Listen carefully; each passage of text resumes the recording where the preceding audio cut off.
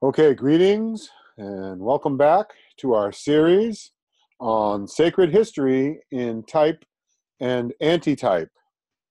And we are continuing our mini-series within the series on the typology of 7. And in particular, we are zeroing in now on the antitypical 508 time period of February 4th to 8th, 2019, corresponding to being 1,230 days following September 23rd to 27th, 2015, and which was the papal visit.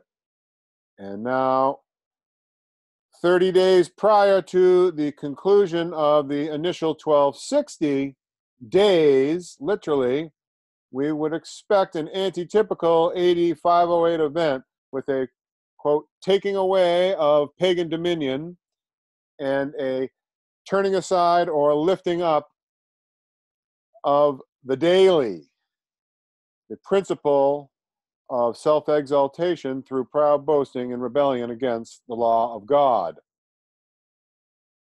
We had a study already, a separate study on just February 5th, 2019, being exactly 1,230 days from the time that the Pope spoke to Congress and gave his address to the joint meeting of Congress. And then exactly 1,230 days later, on Tuesday, February 5th, 2019, President Trump addressed a joint session of Congress in his State of the Union address that had been delayed a week because of the turmoil in Washington, D.C. and the government shutdown. But now, in this study, today, we're going to go through the rest of what happened in this week from February 4th to February 8th, 2019. In particular, using our timeanddate.com calendar, we see the Pope's visit began with his speech at the White House on Wednesday, September 23rd, 2015. And exactly 1,230 days later from that would bring us to Monday, February 4th, 2019.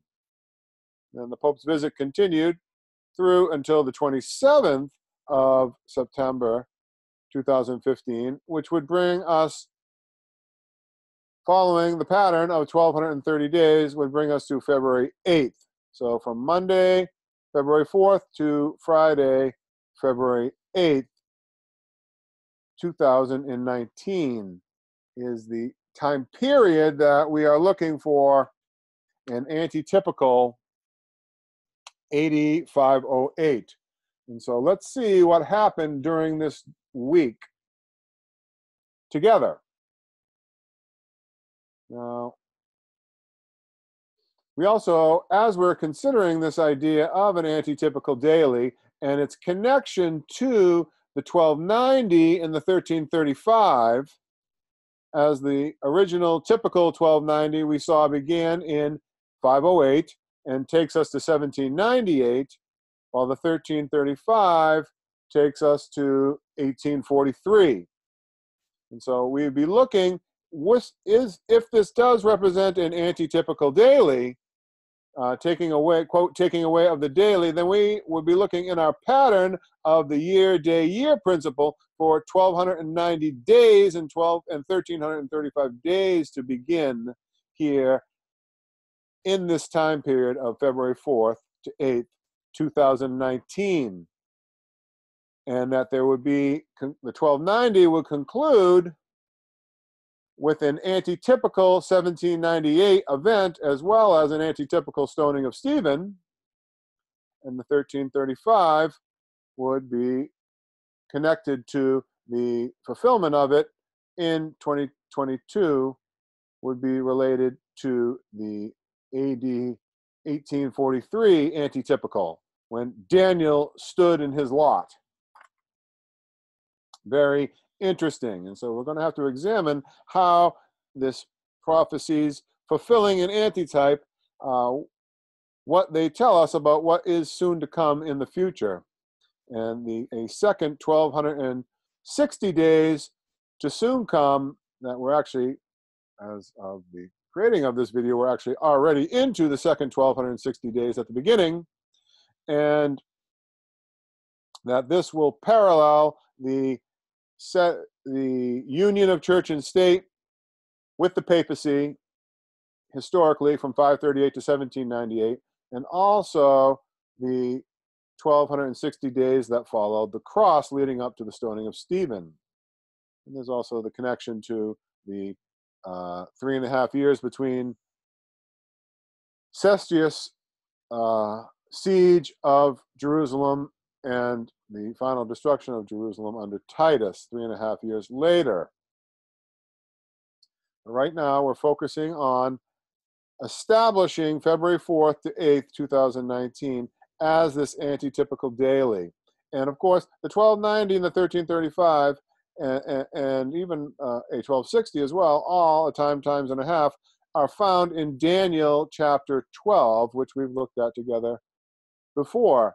But I just wanted to highlight a point here that shows why this is so important for us today. And that is this quote we have here from Last Day Events, page 15, paragraph 4, which tells us, "Let us read and study the 12th chapter of Daniel. It is a warning that we shall all need to understand before the time of the end." Quoting Manuscript Releases 15, page 228 from 1903.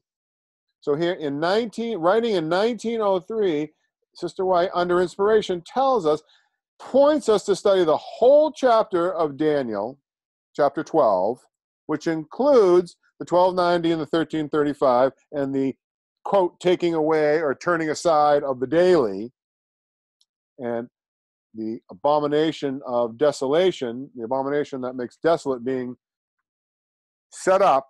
And we learn that she tells us, even though the time of the end we saw was generally associated with beginning in 1798, that here she's referring to the time of the end as yet future to 1903, because the time of the end, even though we generally associate it prophetically with 1798, the time of the end began in 1798 and continues all the way till the actual end of time. And that there's an antitypical time of the end, as we're learning from these studies, that we all need to understand before the end, which is why we're doing these studies right now. So let's turn to February 4th, 2019, the first day of the antitypical 508, when pagan dominion lost its supremacy and the balance of power shifted to where now false Christianity was in the ascendancy for supremacy over the kingdoms of the world, shifting from pagan dominion to papal dominion. And here on Monday, February 4th, 2019, Pope Francis visited the United Arab Emirates. And we see here is a picture of part of his welcome in front of the palace. And we have the papal flag being flown all over together, planting his banner here, even in the Middle East, among the Islamic faith and the Arabians and the Mahometans. And very interestingly, also, they have Arabian horses here, a dozen Arabian horses, to greet him with a majestic welcome of a king. The humble shepherd receives the welcome of a king.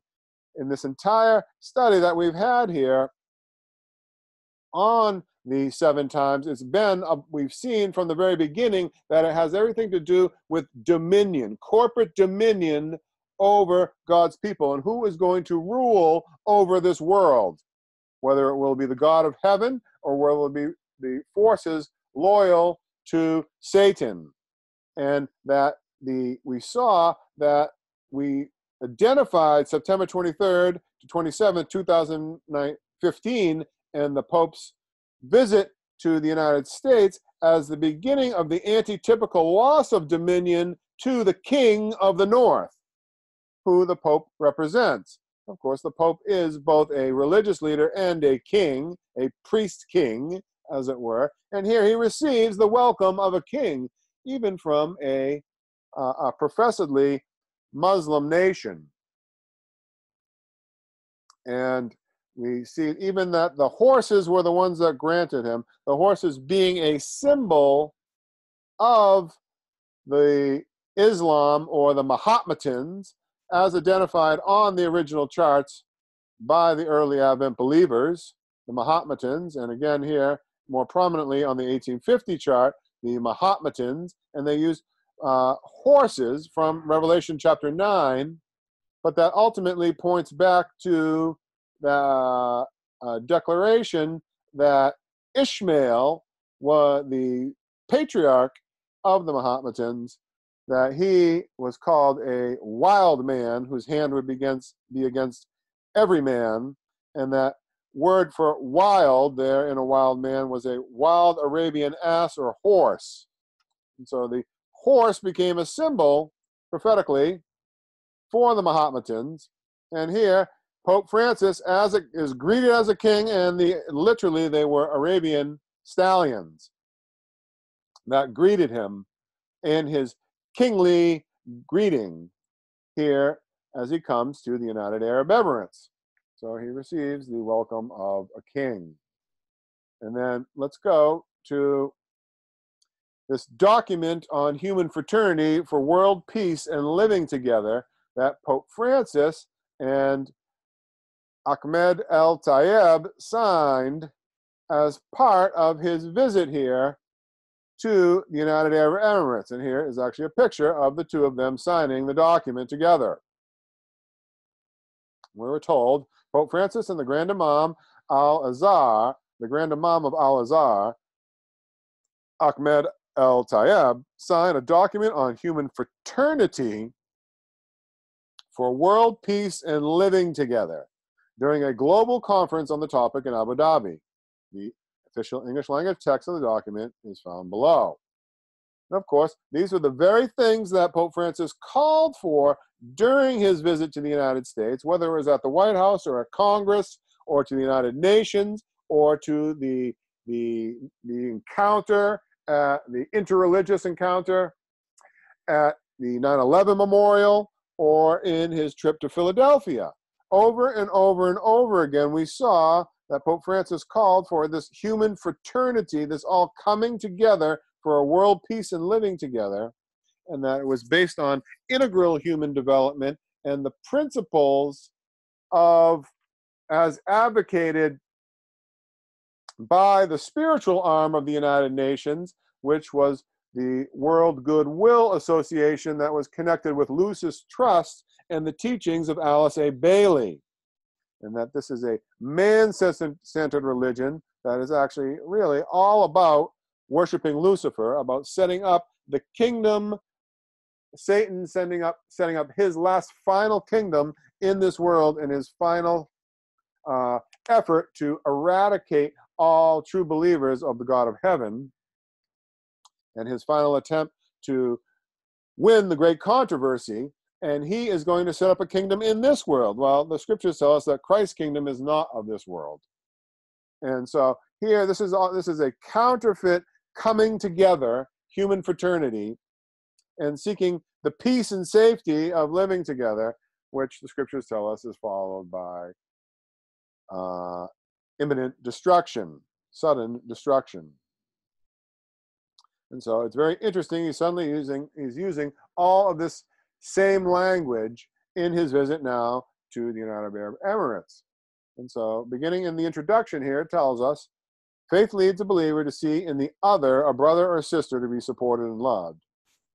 Through faith in God, who has created the universe, creatures and all human beings equal on account of his mercy, believers are called to express this human fraternity by safeguarding creation and the entire universe and supporting all persons, especially the poorest and those most in need.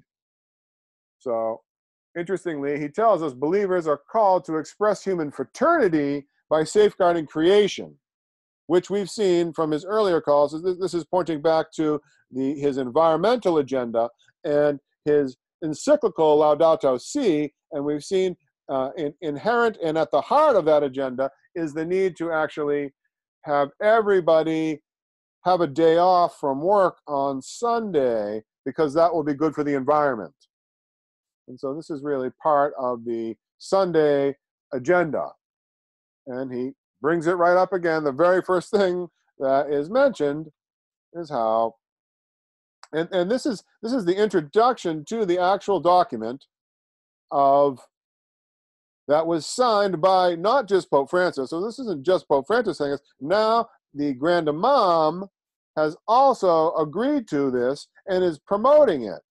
And so the whole Islamic world is really coming together, at least the quote moderate Islamic world, has now come on board and joined together with the King of the North, with the papacy, and agrees that that believers need to express this human fraternity by safeguarding the creation, which again at the heart has Sunday sacredness being legislated.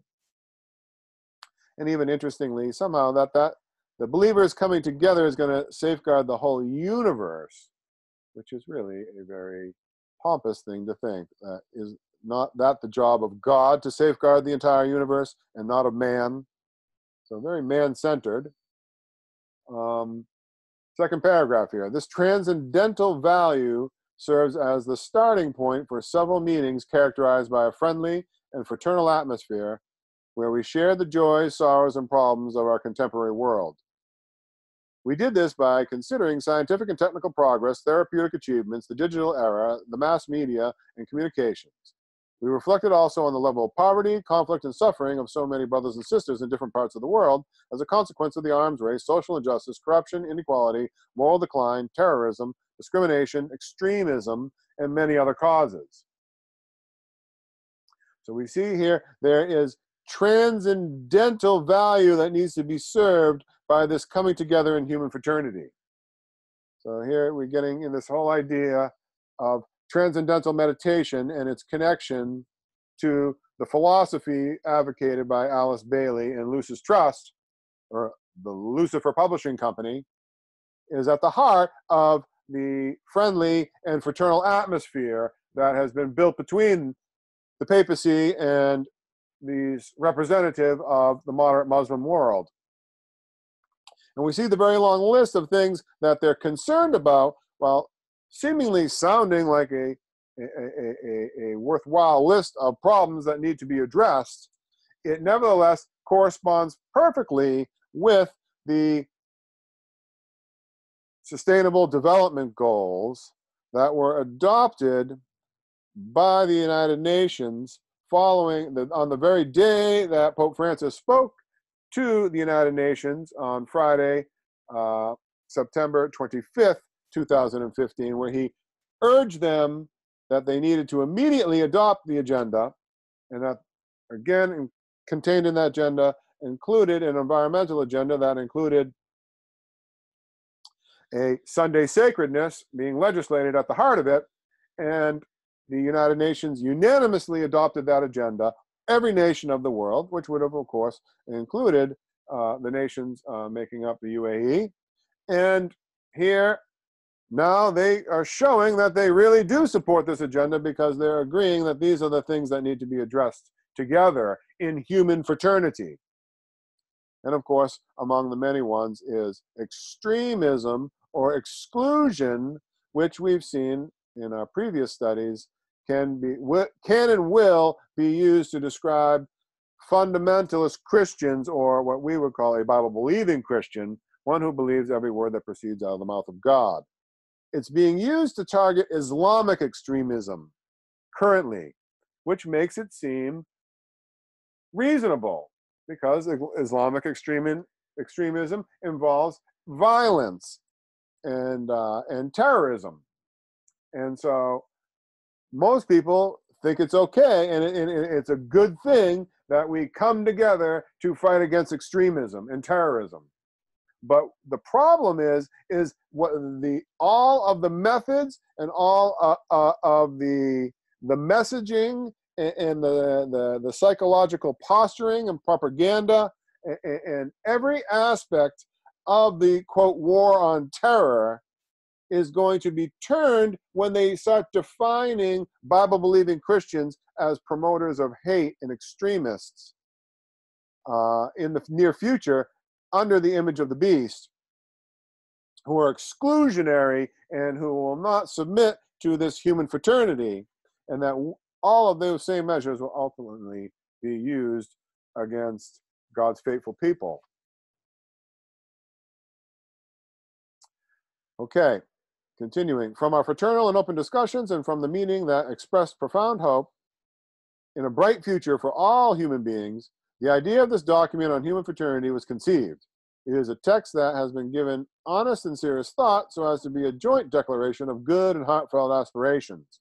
It is a document that invites all persons who have faith in God and faith in human fraternity to unite and work together so that it may serve as the guide for future generations to advance a culture of mutual respect in the awareness of a great divine grace that makes all human beings brothers and sisters.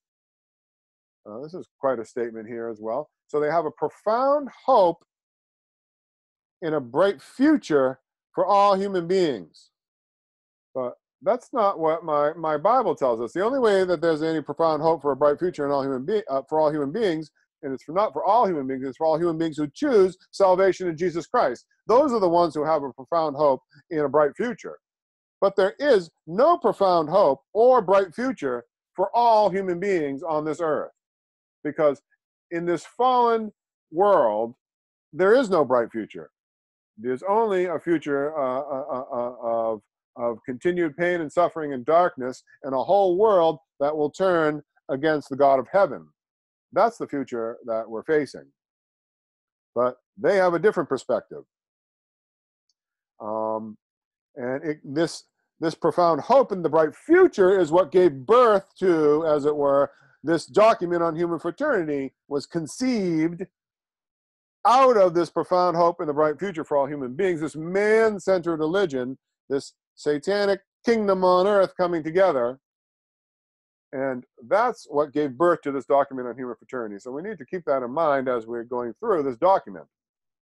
We see it's a joint declaration that is based on good and heartfelt aspirations. So it's a feel-good agenda, and they're all agreed on it. But we see that the true aspiration from the mindset of the papacy, and to which these moderate Muslims are now joining, is actually the agenda of setting up a one-world government with a one-world religion and a one-world leader. That is the agenda. We've seen already, both biblically and even the United Nations tells us that's exactly what they want to do. That's an exact quote of what they are seeking to achieve. The so-called New World Order, as it were, which is really just a setting up of Satan's last deception and his satanic kingdom over the whole earth. And they have heartfelt aspirations for this to come to pass. And of course, we also saw in our previous study that the Sunday movement was advancing in darkness, and that those who were connecting themselves with it knew not whither it was tending. And so, even though these moderate Muslims are joining together with the papacy, they don't realize exactly what it is that they're joining themselves to. But the papacy knows, Pope Francis knows. And he invites all with faith in God and faith in human fraternity. But we've seen this human fraternity that they're talking about is not a love your fellow man that is a biblical-based principle. No, this is a coming together by setting aside doctrine, by setting aside the truth, and coming together under the umbrella of a false Sabbath Sunday, and not allowing anybody to exclude themselves from that agenda. That's, if you have faith in that and faith in the God of that principle, which is not the God of heaven, it's the God of this world, Satan. So again, we've seen over and over again when Pope Francis is speaking about God, we've seen biblically that means that he actually is not worshiping the God of heaven, but because it was the dragon who gave him his power and his seat and great authority, and that when they worship the beast, they also worship the dragon. We've seen from Revelation chapter 13. And we have that right here in verse 4. And they worship the dragon, which gave power unto the beast, and they worship the beast. And we saw that the dragon gave him his power and his seat and great authority. Right there in verse 2. So we have solid biblical ground to see that the God of the papacy, the God of the Pope, is not the God of heaven, and how they defy the teachings of the God of heaven in everything that they do. It shows that they're obeying Satan and not obeying God, which is what worship is. The highest form of worship is obedience. And the papacy does not give obedience to the God of heaven, to his beautiful law of love. No, it gives obedience only to its own selfish interests and ultimately to Satan, because it's following the policies of doctrines of devils. And so the God who is inspiring this agenda, this counterfeit agenda of human fraternity, is the one that they want to have faith in. And he also, interestingly, they have to advance a culture of mutual respect and the awareness of great divine grace that makes all human beings brothers and sisters. Well, I'm sorry, but I don't believe either of these groups, with all due respect, know anything about the great divine grace of our great God and Father and his Son, Jesus Christ. That this true grace, according to the Bible, comes as a direct consequence of Jesus Christ and his perfect life and his death on the cross and his resurrection because he was sinless. And because he's done that, he can give us grace, unmerited favor, to save us, to completely transform us, not only to forgive our sins, but to actually cleanse us from sin. That's what true grace is, according to the Bible. And the papacy doesn't know anything about that true grace. And the Muslims deny Jesus Christ. And so how can they know about grace? They don't know true grace. Now, of course, again, God has his faithful people in every religion. Let's be clear. We're not denouncing the members of these faiths. God has his sincere believers in all faiths, but it's in spite of what they're being taught by their religion and not because of it.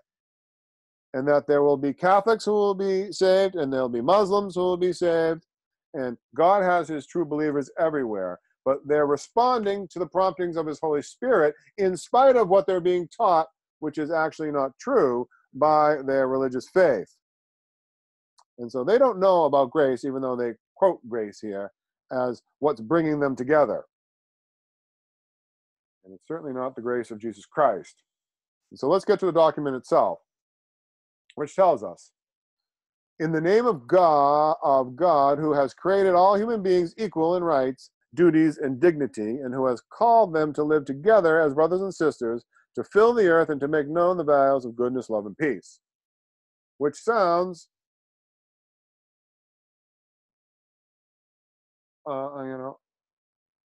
uncontroversial. But which God are they calling in the name of? They're not calling in the name, the character of the God of heaven, the unselfish character of the God of heaven, who submits to the law of love, which includes the seventh-day Sabbath. No, this is the other God, the God of this world, ultimately. And we see here, even though it points to the creator God, And of course, there is only one true creator God.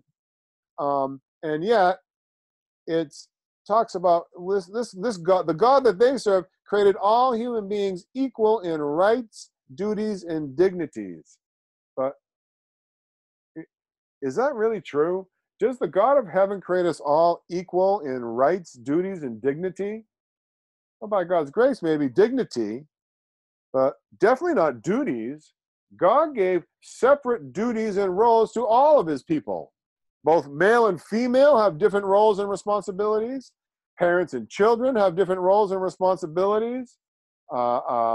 Leaders over thousands and leaders over hundreds and leaders over 50s and leaders over tens have different responsibilities from the priests. They had different types of priests and Levites. God gave all different, divided up the talents from his spirit severally as God willed.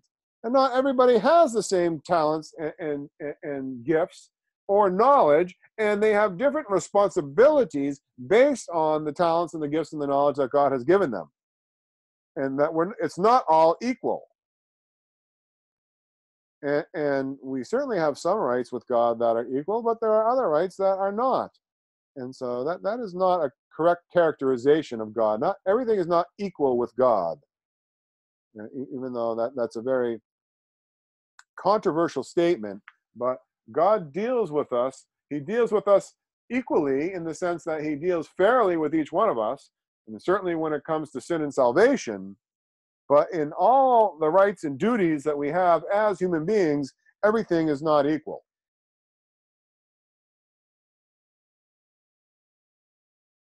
Okay, pressing on.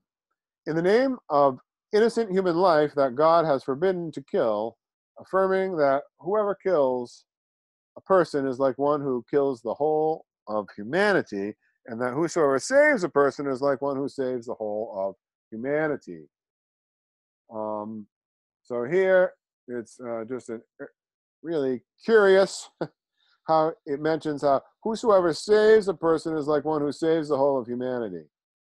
So anybody who saves somebody else's life by some act that they perform has somehow saved all humanity. They become the savior of humanity. Well, my Bible says that there's only one savior of humanity, that's Jesus Christ. And that sounds a lot like righteousness by works, that the things I do save me and others. When true salvation is by grace through faith alone in the great sacrifice and life and death and resurrection of Jesus Christ. For time's sake, we'll keep pressing on, but he keeps claiming everything's in the name of the poor, the destitute, the marginalized, in the name of the orphans, the widows, the refugees, in the name of peoples who've lost their peace and security and the possibility of living together, and in the name, there are victims of war and calamity. He goes on and on and on with these in the name ofs. And he's also in the name, continues on, in the name of human fraternity, that we embrace all human beings and unite together, despite the fact that we don't believe together. That renders us all equal. This is a whole mindset that everybody's saved. None will be lost. We're all equal before, no matter what we do or believe. And then we see that the fraternity, his human fraternity, gets torn apart by policies of extremism and division, which again we've seen how they're going to define, and have already at times in places already started to define biblical beliefs as extremism and division. You believe in a literal 6-day creation, if you believe that God actually created them male and female, and that is the only way a true biblical marriage can glorify God, and on and on and on, very quickly they will define you as an extremist who's sowing division and hate, and not part of the human fraternity that's all uniting together. If you say certain religious systems are by design, not by have not come into existence as a consequence of the true God of heaven, but are false systems of deception, then you are promoting hate and division and extremism, is how they're going to portray us. And then it tells us in the name of freedom. And of course, we've seen that freedom has already been defined by the Pope many times as freedom to worship on Sunday, free from work. That's what when they talk about religious freedom, it's about legislating Sunday. We say, and we have in the name of justice and mercy, which of course justice would include just laws, and according to him, a just law would be to legislate Sunday. Because even though the Muslim group signed on to this, the Imam, but the Pope signed on to this. So we know that the Pope's definitions apply to each of these terms. And we can just tell from what we've been already reading about their agenda of human fraternity and in goodwill here in 10. In the name of all persons of goodwill present in every part of the world. Again, that sounds non-controversial, so someone doesn't know that that's a code word, and that we have an organization called World Goodwill that is calling on all persons of goodwill to join in an agenda of human fraternity dedicated to integral human development, which is the principle at the heart of the common good, which includes legislating Sunday sacredness. And that this is not an agenda of true goodwill from God. Not when the angels declared peace on earth and goodwill toward men. No, this is not the same kind of goodwill. This is a counterfeit goodwill. And we must be aware of it. And of course, it's the principle of theosophy as promoted by Alice Bailey, who tells us that through Madame Blavatsky as well, that Lucifer is the light and the logos. And they literally are worshiping Lucifer openly. And this is their agenda. And then in the name of the God and everything thus far stated, Al-Azhar, Al-Sharif, and the Muslims of the East and the West, together with the Catholic Church and the Catholics of the East and the West, declare the adoption of a culture of dialogue as the path, mutual cooperation as the code of conduct, and reciprocal understanding as the method and standard. So it's in the name of the God of the Catholic Church and of Muslims. And of course, sadly, that God is not the God of heaven, because we've seen that the God of the Catholic Church is the dragon, and Muslims, no matter how sincere they may be, deny the divinity of Jesus Christ and salvation in him. And so this is not in the name of the God of heaven, because the character of the God of heaven is inseparably connected to Jesus Christ and his righteousness. And it can never be divorced therefrom. And of course, they need dialogue and mutual cooperation and reciprocal understanding to bring about this human fraternity.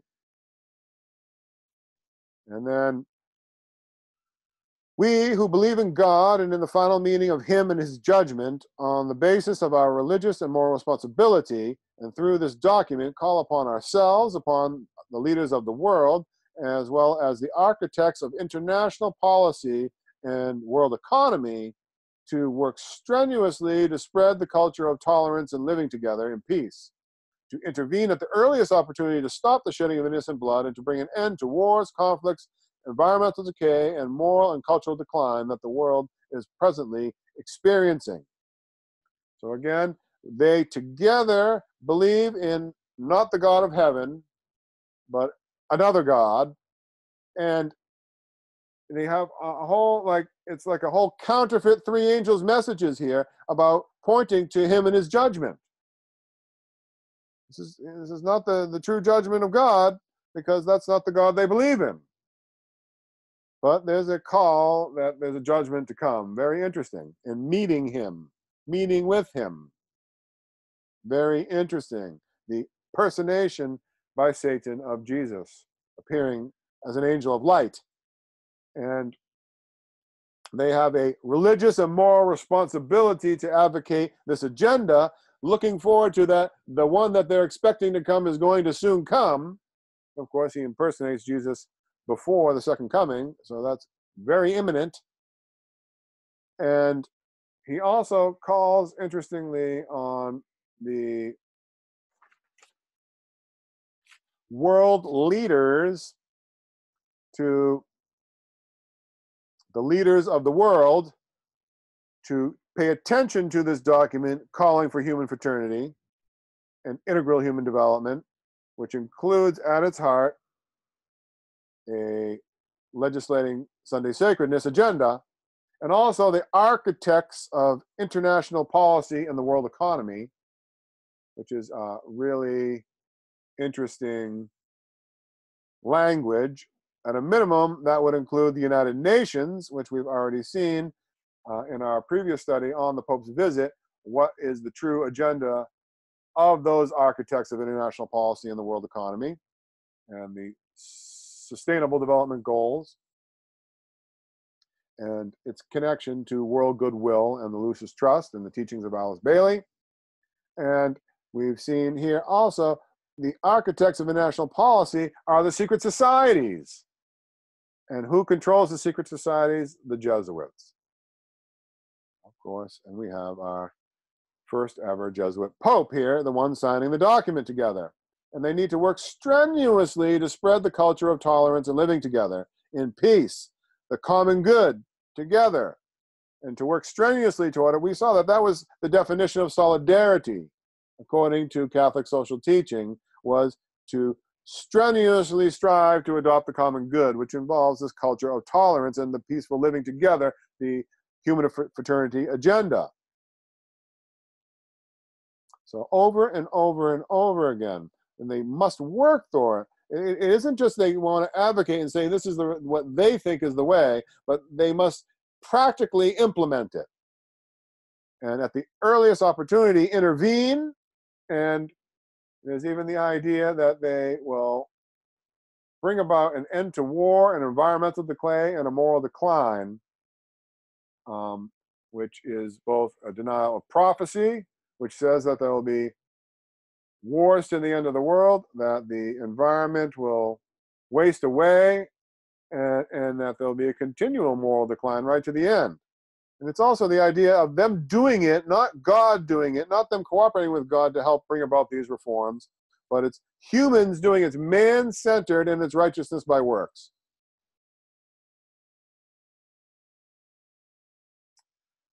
And then we call upon intellectuals, philosophers, religious figures, artists, media professionals, and men and women of culture in every part of the world to rediscover the vows of peace, justice, goodness, beauty, human fraternity, and coexistence in order to confirm the importance of these values as anchors of salvation for all and to promote them everywhere. So they call upon the intellectuals, the intellectual elite of the world, the Chaldeans, they call them the modern Chaldeans, and philosophers, and the religious figures, that's the church, and the media to promote it, and the culture, the arts. Every single aspect of society needs to come into harmony on this counterfeit agenda to set up the satanic kingdom in this world and to peacefully coexist and have human fraternity. And that confirm the importance that these values as anchors of salvation for all. Now, first of all, that's righteousness by works. That the only anchor of salvation is belief and faith in, by grace, in Jesus Christ. That's the anchor of salvation. Our anchor has to hold on the rock, Christ Jesus. But here, they're setting their anchor of salvation on their values of human fraternity and peaceful coexistence and the common good and care for the environment. They're this counterfeit agenda, which again, on the surface sounds very good because we cannot understand discern the counterfeit except by the scriptures alone, we're told. It will so closely mirror the truth that it's only by the scriptures that we'll be able to see that it's a deception. This declaration, setting out from a profound consideration of our contemporary reality, valuing its successes and in solidarity with its sufferings, disasters, and calamities, believes firmly that among the most important causes of the crises of the modern world are a desensitized human conscience, a distancing from religious values, and a prevailing individualism accompanied by materialistic philosophies that deify the human person and introduce worldly and material values in place of supreme and transcendental principles. Okay, so they value the worldly success of our contemporary reality, and they're in solidarity with the suffering ones. And again, we saw, solidarity, according to the Catholic common good, had this idea of a firm and persevering determination to commit oneself to the common good, which the common good itself included legislating Sunday sacredness. That's what true solidarity is. It's not a vague feeling of compassion and shallow distress for the misfortune of so many people, which is the way that that word is being used in the document we were just reading. Was this feeling of a vague compassion and for the shallow distress of the misfortunes of so many people. But no, when the Pope signs on a document about solidarity, he means a firm and persevering commitment to commit oneself to the common good. That's what he means. That's the only thing that he means. Okay. We see the problem, they actually acknowledge that the problem is a fallen human nature, a desensitized human conscience. But their solution is the wrong solution. The solution to a fallen human nature is we need a new nature to be born again in Christ. That's the only solution. There is no other solution. But their solution is a different solution. It's man coming together with man in human fraternity will somehow make us morally better by ourselves. Righteousness by man-centered righteousness by works. And we see all the calamities of the world they blame on distancing from religious values and a prevailing individualism. So that would be distancing yourself from the mother church, the Roman Catholic Church, and its values, and having an individual belief, a heresis, choosing for himself how to believe, such as sola scriptura and obeying every word that proceeds out of the mouth of God and following the Lamb whithersoever he goeth. So very different ideas here about what it really actually means.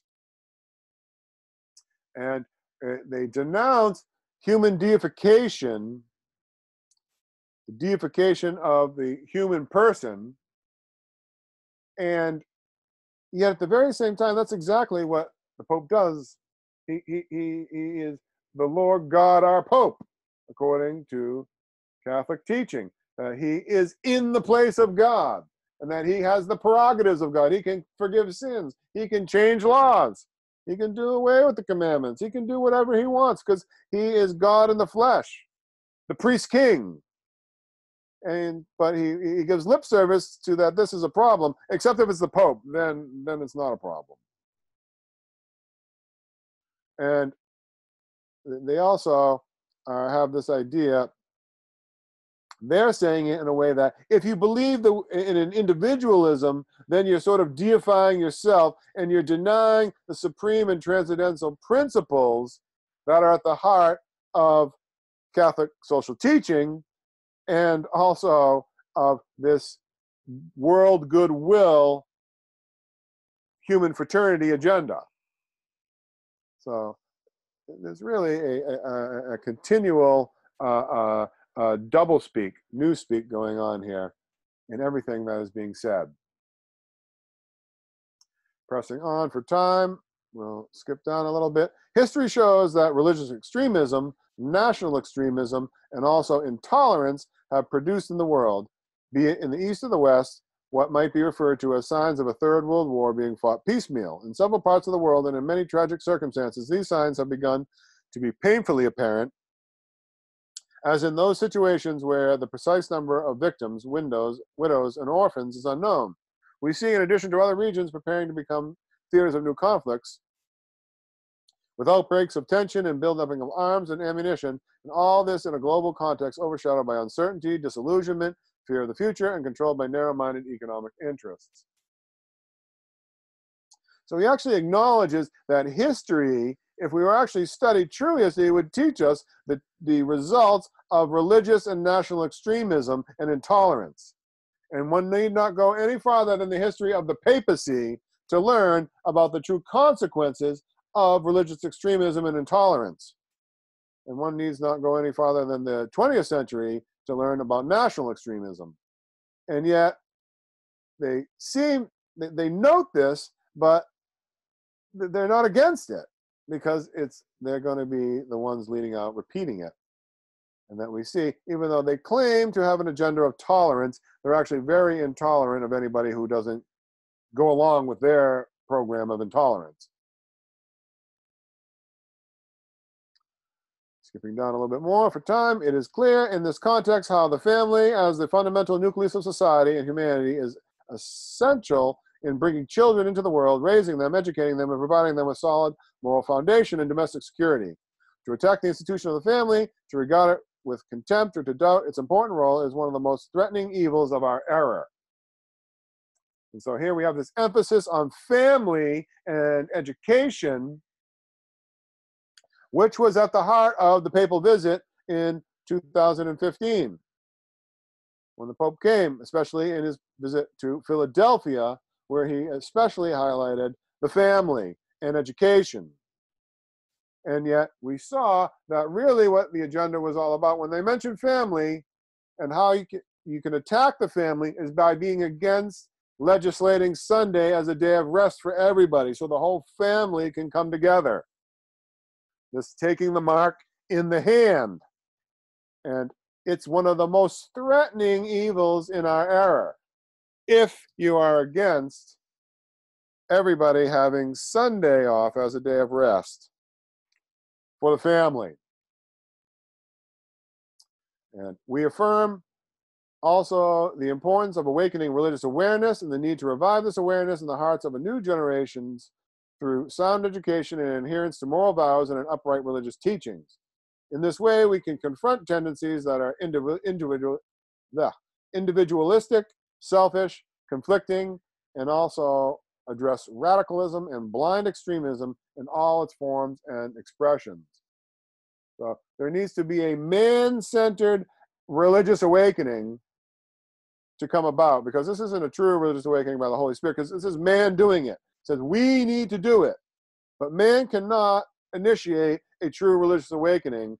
That's something that the Holy Spirit does. We can only to submit ourselves to God's attempt to create a true religious awakening. So here's a counterfeit of religious awakening that they need, and they see that the key is the education of new generations. Again, over and over again, we've seen they're going to target the children through education, and that way they'll get everybody sooner rather than or later rather than sooner.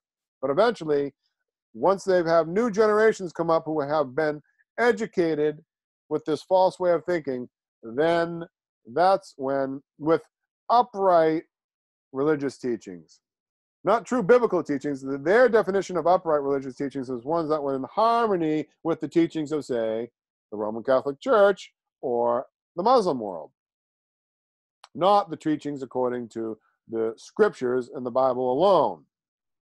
And so here there needs to be a counterfeit education, and we saw in our study on the United Nations and during the Pope's visit that they have a global education system, the Word Core curriculum, that has already been implemented, that has all of these philosophies and principles and policies embedded into its teachings, and that has been the case for nearly a generation already of education, at least about 20 years. And of course, the education system long before that had already been turned from true biblical education and true moral teaching, and has been for generations leading us down this path to where this agenda can now be adopted, and that the world is indeed ready through the work of education. And it's a dangerous place to send your children to a worldly school, or any school outside the home, really, these days. There's very precious few where truth is being uplifted and maintained and defended. Okay. And we see that they need to especially deal with individualistic beliefs, believing for them yourself what you want to believe. If you follow the Bible and the Bible alone, you're being individualistic and selfish in their minds, and you're a radical, blind extremist. This is how they are going to twist truth to make us look unworthy of sympathy. So, the first and most important aim of religions is to believe in God and to honor Him, and to invite all men and women to believe that this universe depends on a God who governs it. That seems like such an unbelievably uncontroversial statement for a true believer. And yet, we see the God that they believe is not the God that Bible-believing Christians believe. So the first and most important aim of religion, see, it didn't say of religion, of religions. And when you take all the religions, the many rich religious traditions that the Pope spoke about, that all of them believe in the same God, well, I'm sorry, if they all believe in the same God, it's not the God of heaven, but it's another God. It's the God of this world. And that's the most important aim of any religion. You must believe in a false God and honor Him, and invite everybody to believe that we're all dependent on this false God to govern, to set up His kingdom in this world. And He is the Creator who has formed us with His divine wisdom and has granted us the gift to protect it. It is the gift that no one has the right to take away, threaten, or manipulate to suit oneself. Indeed, everyone must safeguard this gift of life from the beginning up to its natural end. We therefore condemn all the practices such as genocide, terrorism, forced displacement, trafficking in human organs, abortion, and euthanasia. We likewise condemn the policies that promote these practices. So, which again sounds uncontroversial. But who are they going to define very soon as terrorists? Fundamentalists of all religions, including Christian fundamentalists, which would be Bible-believing Christians. They don't care that there's a difference between fundamentalist Christians and fundamentalists of any other faith or belief. And of course, there's even fundamentalist Christians who really are not truly grounded on Scripture, but a true Bible-believing Christian who is grounded on Scripture can be described as a fundamentalist. And they purposely want to lump us in with a group that includes many who are doing it so in a very unbiblical way in order to paint us as all fanatics.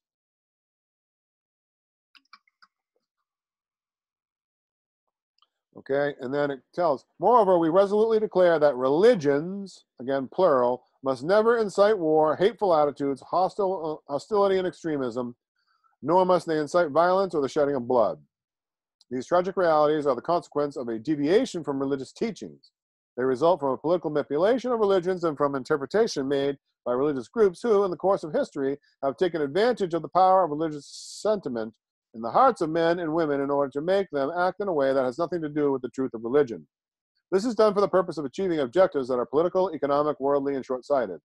We thus call upon all concerned to stop using religions to incite hatred, violence, extremism, and blind fanaticism, and to refrain from using the name of God to justify acts of murder, exile, terrorism, or oppression. We ask this on the basis of our common belief in the God who did not create men and women to be killed and to fight one another, nor to be tortured or humiliated in their lives or circumstances. God the Almighty has no need to be defended by anyone who does not want his name to be used to terrorize people. So religions, plural, again, must never incite hateful attitudes. Which, of course, if you teach the scriptures and you point out that other religious groups are not following the scriptures, that will be described as a hateful attitude rather than a truthful statement. And it is, in their mind, hostility and extremism or terrorism. And it's a tragic reality that we face, is these tragic realities are consequence, are deviation from religious teachings, especially the religious teachings of Mystery Babylon and the Roman Catholic Church and all who join themselves together with her. That is what leads to extremism.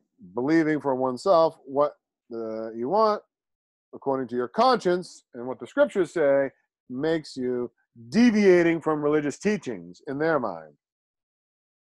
Because they're talking about man-centered, man's teachings. They're teachings of man-made religions rather than the teachings of the scriptures, which is the only true religion that there is. And this document, in accordance with the previous international documents that have emphasized the importance of the role of religions in construction of world peace, upholds the following.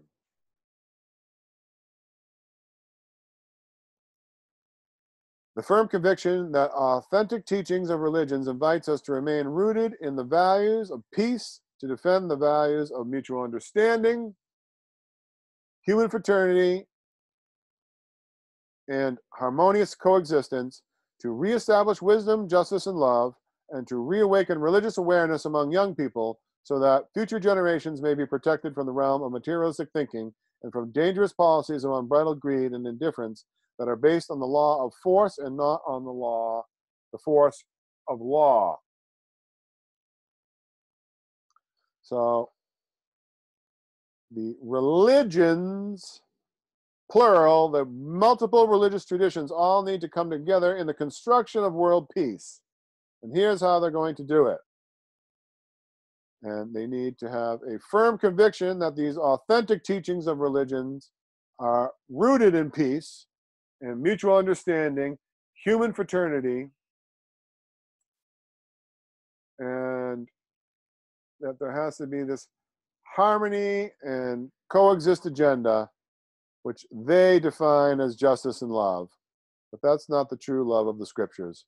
True love is expressed through obedience to God's commandments. If you love me, keep my commandments. And everyone I love, I rebuke and chasten. Love is much more than this feel-good principle of let's all come together despite truth, instead of on the basis of the word and truth. And then freedom is a right every person, each individual enjoys the freedom of belief, thought, and expression and action. The pluralism and the diversity of religions, color, sex, race, and language are willed by God in his wisdom, through which he created human beings. This divine wisdom is the source from which the right to freedom of belief and the freedom of to be different derives. Therefore, the fact that our people are forced to adhere to certain religion or culture must be rejected, as to the imposition of a cultural way of life that others do not accept. Okay, so again, freedom, every time freedom is mentioned, we need to remember freedom really is the freedom to worship on Sunday and to come together on Sunday because no one has to work on Sunday, because Sunday needs to be legislated. That's what freedom is. Any freedom that the Pope signs on always includes that. And to him, it's a right of every person. Every person has a right to be free on Sunday. That's really what they're agreeing to. And this freedom of belief, thought, expression, and action is really interesting, because that's the very thing that they're not going to allow. If your freedom, your idea of freedom of belief, thought, expression, and action doesn't include the freedom for Sunday to be legislated as the day of rest, well, then you actually don't have freedom of belief, thought, expression, and action, and they're going to be very intolerant of you. You see, here it tells us, this list here, when it gets into, after, at the end, color, sex, race, and language are willed by God in his wisdom. Well, okay, amen. God did design those things. But the pluralism and diversity of religions was never willed by God. That is absolutely, see, we can see for certain, there can be not a question in anybody's mind that the God that they're talking about is not the God of heaven. Because God never, ever willed that there be a pluralism and diversity of religions. There was only supposed to be one religion, the true religion of faith in Jesus Christ and righteousness by faith. In the surety, there is only one religion that God has willed. God permits the other ones because he permits free will of choice for us, but it was never his will that there be a pluralism of religions, and it's certainly not his will that it remain so. But that's what they say. So the God that they serve is a God who believes in the pluralism and the diversity of religions. That's the God of this world, Satan, who any counterfeit, there can be 1,000 of them, it doesn't matter, is fine as long as it's not obeying the God of heaven and being in a true love relationship with him. And it says, this divine wisdom, the divine wisdom that says there should be a pluralism of religions, is the source that gives us the right to the freedom of belief and the freedom of to be different. So, but that does not include the freedom to worship God on the seventh-day Sabbath and to follow the Bible and the Bible alone, or it won't very soon continue to include those things, because the God who's behind it does not believe in those things. Satan will not tolerate anybody obeying and following God. And they say that force must be rejected, but if you reject their idea of what coming together, the basis of coming together in human fraternity in this false religion, if you reject that, they're going to use force against you. So it's really interesting how they do that. And then dialogue, understanding, and widespread promotion of a culture of tolerance, acceptance of others, and of living together peacefully would contribute significantly to reducing many economic, social, political, and environmental problems that weigh so heavily on a large part of humanity. So we see here, it's this inclusiveness agenda, which was going to enable us all to live peacefully together. But you have to set aside your own personal individualistic beliefs, and you must come together in a human fraternity in a peace agenda, counterfeit peace agenda, a counterfeit unity based on error and not on truth. Then they'll be tolerant. But if you stand against it, there's intolerance is all you're going to be called intolerant, and they're going to treat you intolerantly, even though they're the ones who are actually being intolerant, because we're not compelling them to live the right way, even if we urge them and plead with them and show them what the true way of the scriptures really teaches. So it's really very interesting how they turn everything here upside down. And then dialogue among believers means coming together in the vast space of spiritual, human, and shared social values. And from here, transmitting the highest moral values that religions aim for. It is also a means for avoiding unproductive discussions. Wow. Okay. So,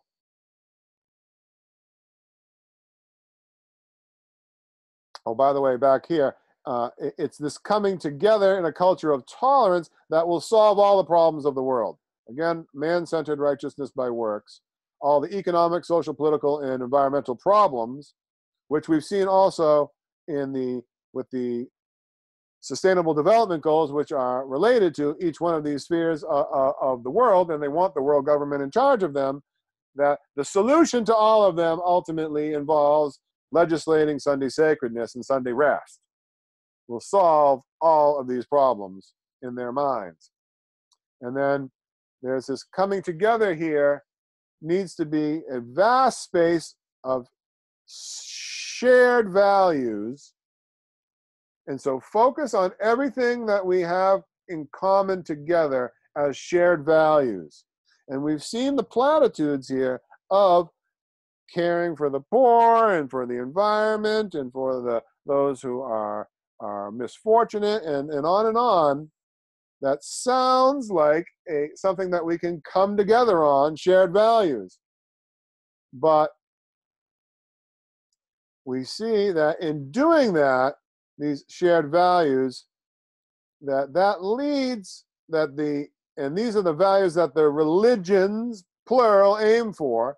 So again, these are the values of all the religions of the world, not the values of true biblical religion. And we also need to avoid unproductive discussions. That means doctrine. Any doctrine that would lead to unproductive discussions by multiple religious faiths need to be set aside for this coming together. They say it right there. It's as explicit as can be. Okay, and then he continues, this is a joint statement that was signed by both Pope Francis and the Grand Imam. The protection of places of worship, synagogues, churches, and mosques is a duty guaranteed by religions, human values, laws, and international agreements. Every attempt to attack places of worship or threaten them by violent assaults, bombings, or destruction is a deviation from the teachings of religions as well as a clear violation of international law. So they denounce terrorism again, but again, they're going to eventually lump Bible-believing Christians in among the terrorists, and it comes as an incorrect interpretation of religious texts, is actually how they come to this understanding.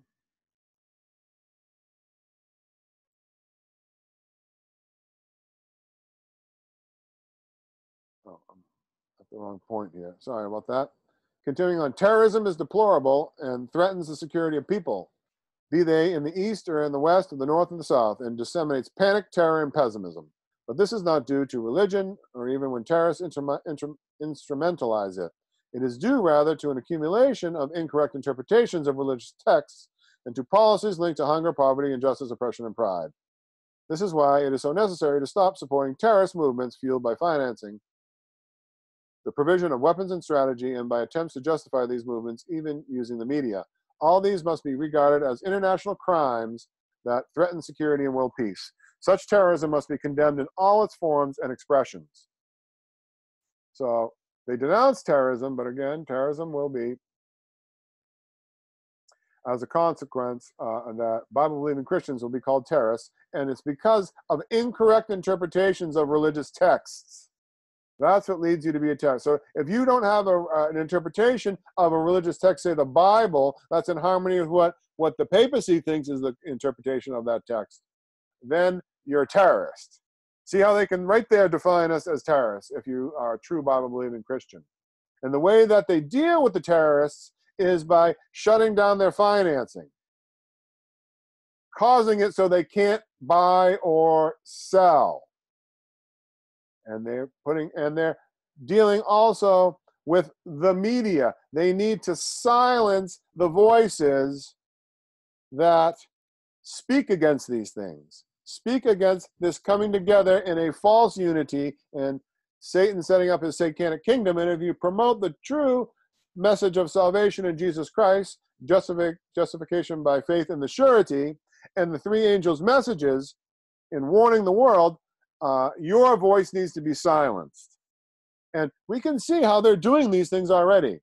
How they've already created a financial system, an electronic financial system, whereby they can just with a flip of a switch or a press of a keystroke on the computer, turn off your complete ability to buy or sell. So they put the means in place to be able to control the financing. And we see how they're putting the means to control the media now with all of the ways that they're shutting down fake news voices and extremist messages on social media. And that the means that they're using to take these people, and they pick the most egregious cases to build the principle that they need to have a whole system of in place to censor and monitor content on the social media and on the web. And that this is to protect us from fake news and from promoting, from terrorist videos, from spreading and so forth, and hateful ideas.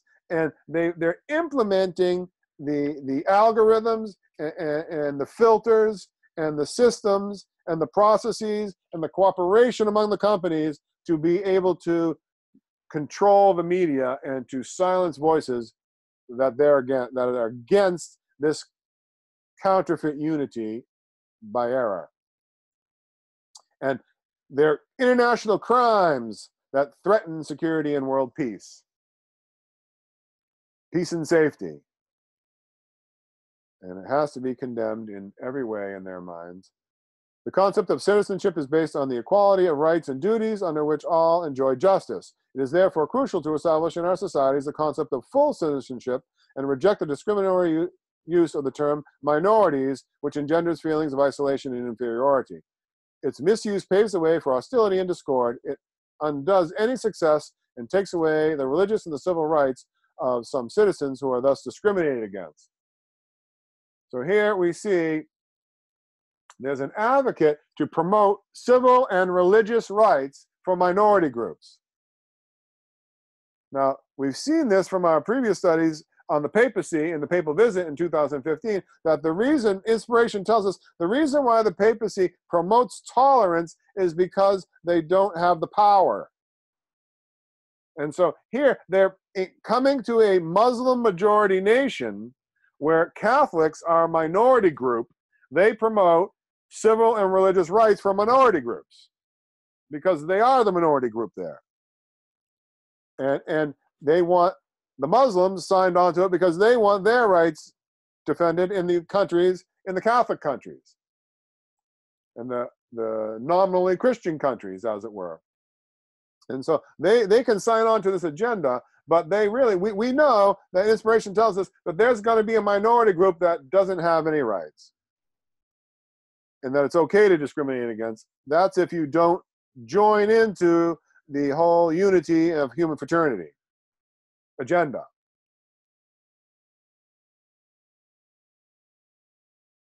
And we see that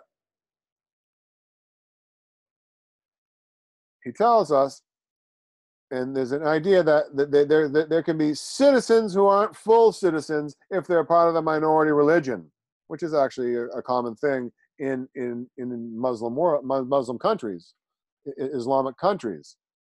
And they're denouncing that the Pope wants Catholics to be full citizens in those Muslim countries. But again, except if you don't go along with the agenda, and then they can take away your citizenship. And then, for time's sake, we won't read all these things, but he talks about how they all religions need to all learn from each other. And I'm sorry, I need to learn my religion from the Word of God, not from other counterfeit false religions. And that we need to have Islam signs on to here that this whole statement on equal rights for women and how women are treated and protecting women, that a religious group, a Muslim religious group would sign on to such a document is really quite remarkable. And it shows how this is truly the moderate Muslim wing that this imam represents who's signing this. But it's the UN definition of women's rights. We saw in the Sustainable Development Goals that one of them was gender equality and promoting rights for women and girls. But we saw their interpretation of what that meant in practice was a population control agenda, and particularly promoting abortion, for instance, was one of the ways that they promoted women's rights. It was also about this idea of promoting a feminist agenda, which undermines the harmony of the relationship between man and woman and the foundation of the family. And then he gets right into families and children's in the next one, and how they need to protect, we need to protect the family and to protect children. Of course, we've seen again that the way to protect the family is to legislate Sunday as a day of rest so the whole family can come together on Sunday. And that the papacy, for instance, in particular, and even some Muslim cultures, would talk about protecting the rights of children is very, very ironic, seeing the sexual abuse scandals that have been exposed by the Spirit of God in these last days. And then, to this end, by mutual cooperation, the Catholic Church and Al-Azhar announced and pledged to convey this document to authorities, influential leaders, persons of religion all over the world, appropriate regional and international organizations, organizations within civil society, religious institutions, and leading thinkers. They further pledged to make known the principles contained in this declaration at all regional and international levels, while requesting that these principles be translated into policies, decisions, legislative texts, courses of study, and materials to be circulated. Wow. So there needs to be a mutual cooperation between the Catholic Church and moderate Islam, that they pledge to convey this very document with all these humanistic principles that are against the scriptures, and give it to authorities, that's the state, civil authorities, and influential religious leaders, that's the church. So the church and state both to all be on board all over the world. It's a global agenda for church and state to come together. They also want all the international organizations to come together for it. We see that includes the United Nations and all of the civil and religious societies related to that. We could add in all the secret societies, as we saw earlier, that are manipulating these organizations. We see the principles, pledge to make the principles into policies, legislation, and curricula. So it has to be legislated, it needs to be political policy and implemented, and it needs to be education. Get the children, get the children, get the children. It continues on about all the schools and the children and educating them with this peace agenda, that everybody might be on board together. And then it concludes that this declaration, it's our aspiration that this declaration may constitute an invitation to reconciliation and fraternity among all believers, indeed among believers and non-believers, and among all people of goodwill. This declaration may be an appeal to every upright conscience that rejects deplorable violence and blind extremism, and appeal to those who cherish the values of tolerance and fraternity that are promoted and encouraged by religions. This declaration may be a witness to the greatness of faith in God that unites divided hearts and elevates the human soul. This declaration may be a sign of the closeness between East and West, North and South, between all those who believe that God has created us to understand one another, cooperate with one another, and live as brothers and sisters who love one another.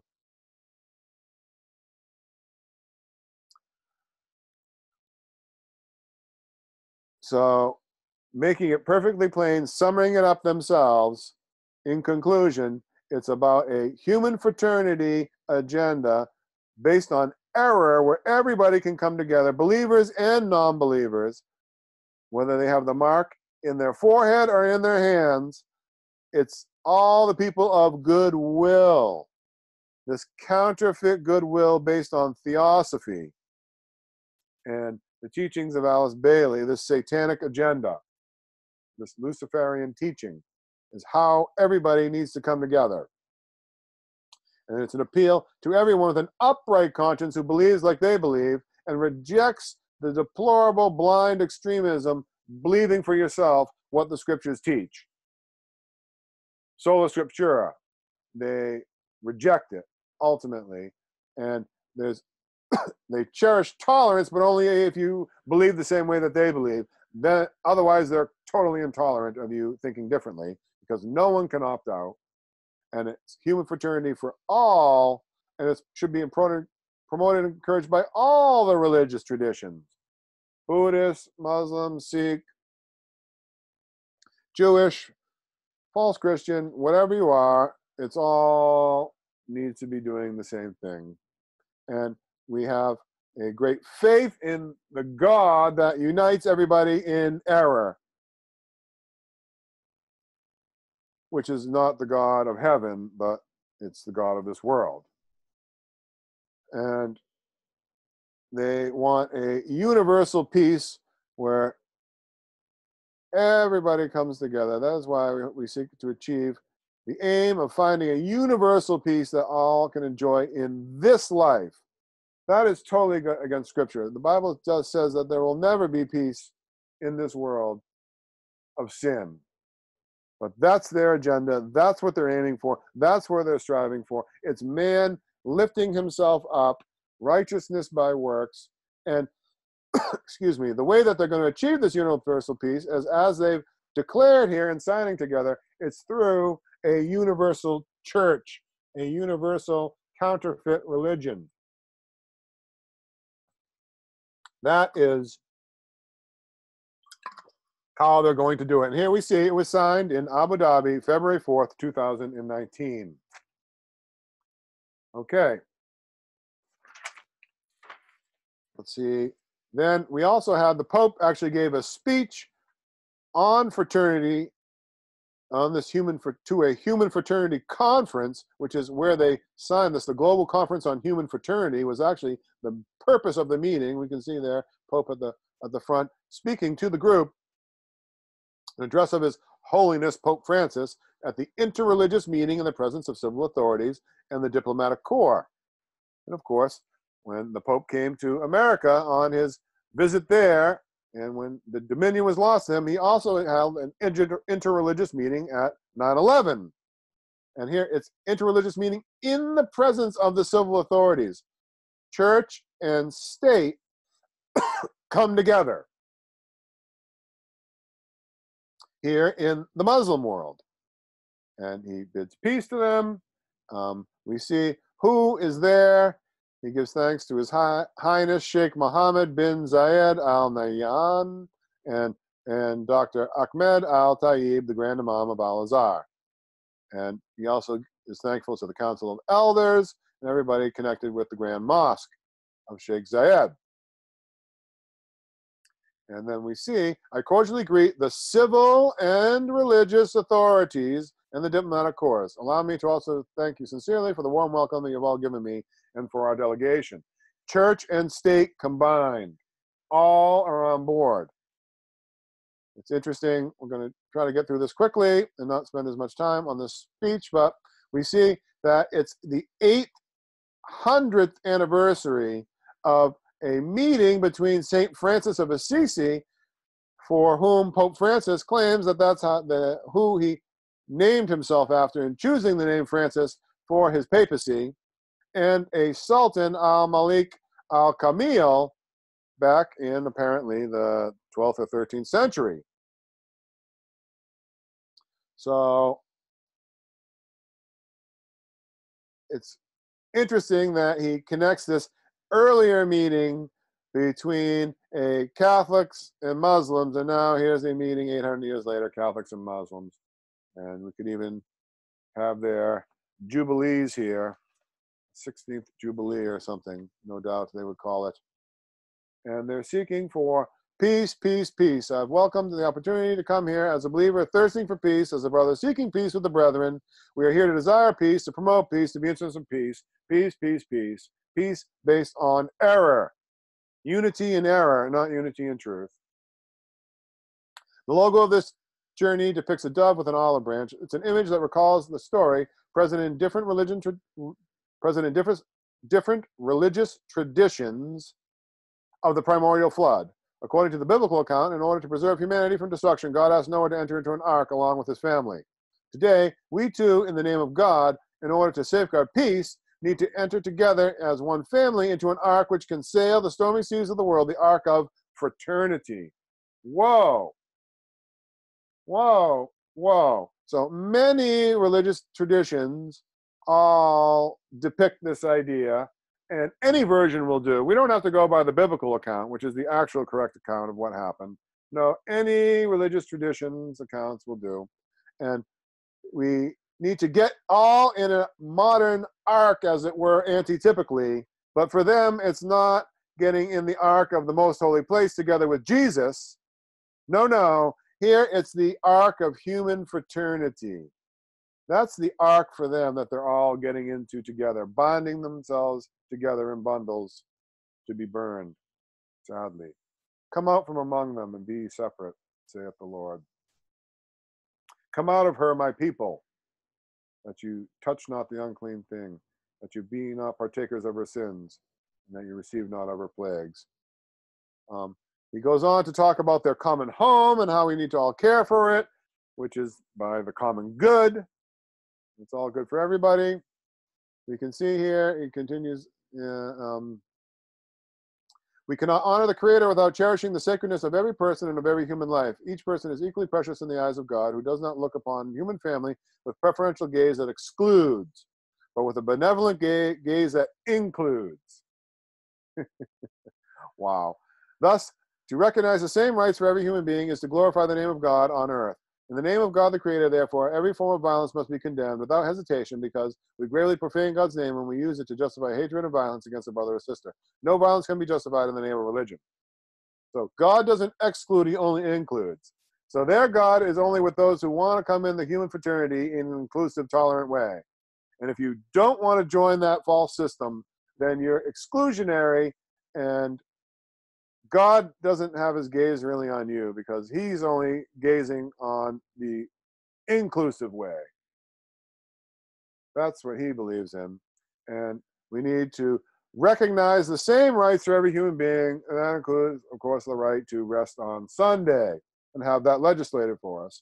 And that's the way to glorify God, their God. When the Bible tells us that the way that we glorify God is to surrender all and to die to self and to receive newness in life in Christ, that we might live a life of humbleness, and where he might live out his life innocent through us, that glorifies God by reflecting his character to the world. So very different idea of how you can glorify God.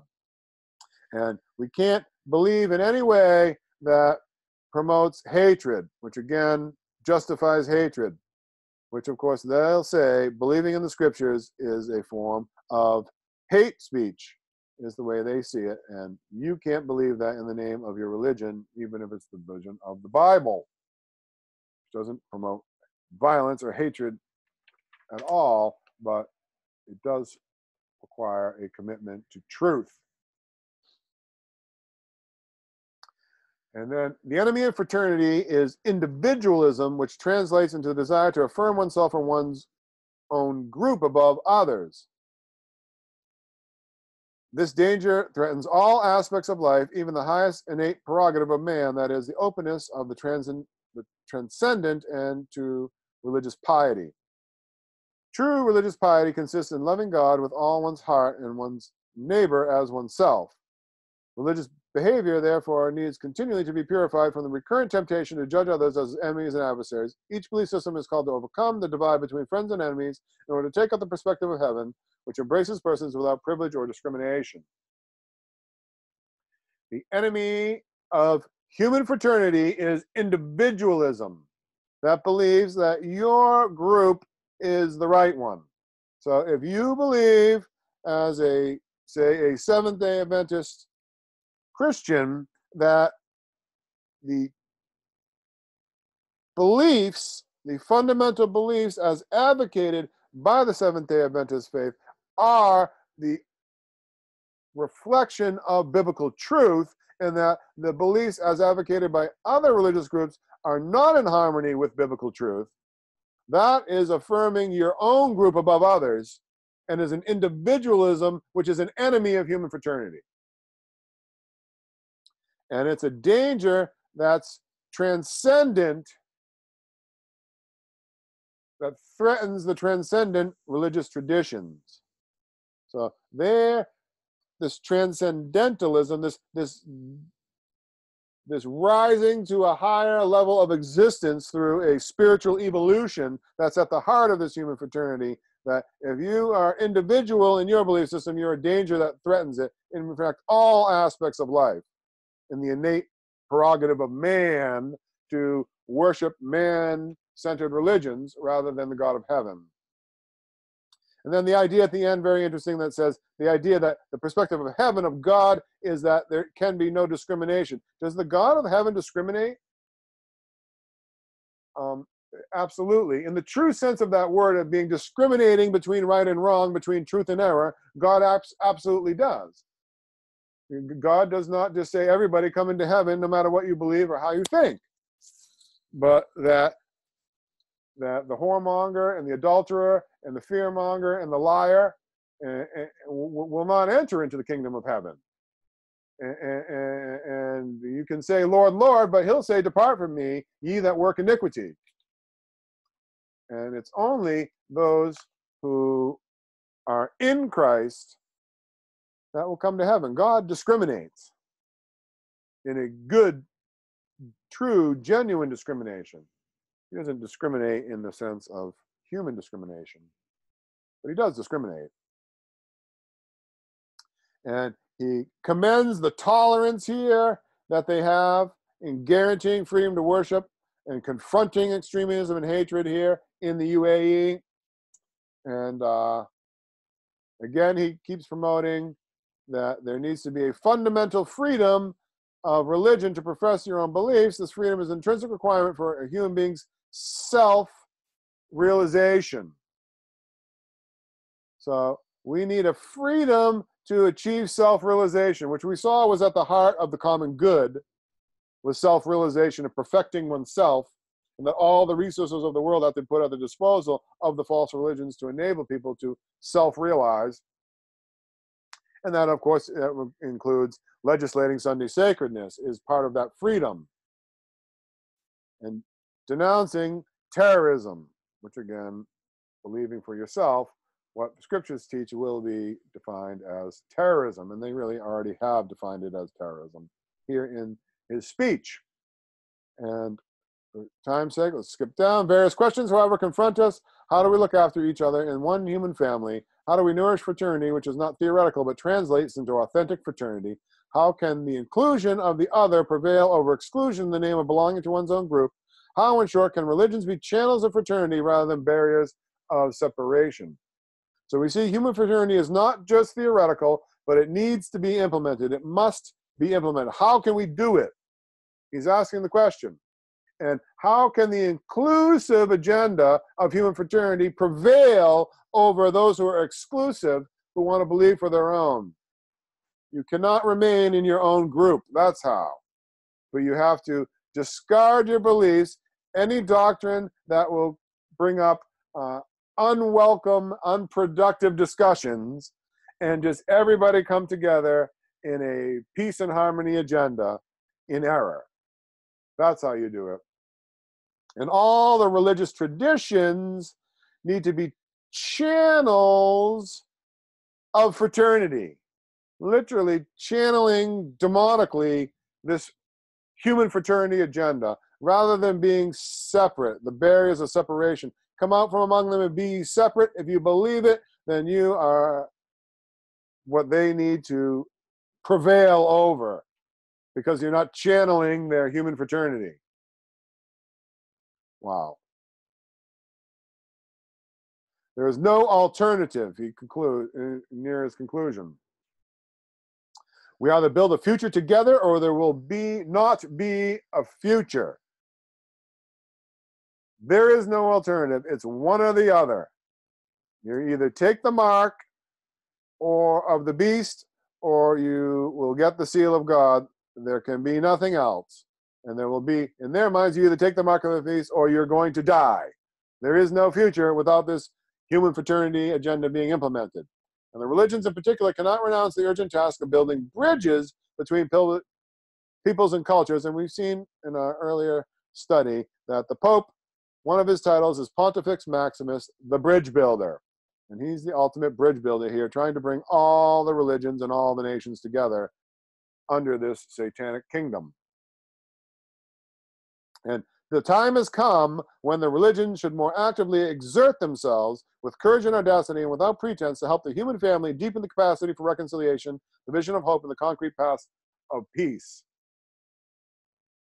So the time has come. The time, we've seen the time indeed has come when prophecy says it is to happen. And the Pope agrees. And the religions need to more actively exert themselves. Religion needs to tell the state, the human family, what to do. The organized human family is the government.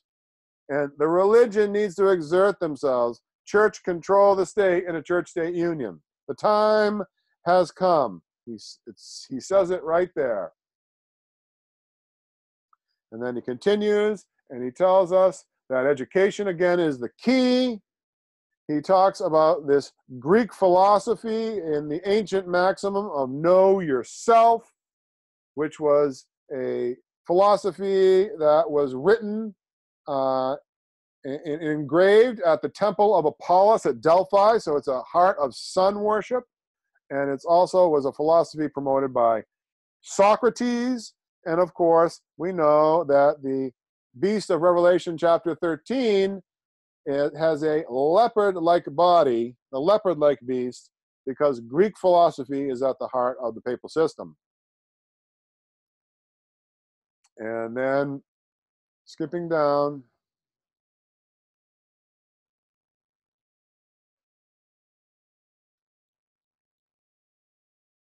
and he tells us, as wrapping up, he tells us the only way that this can work is to be an integral and cohesive human development.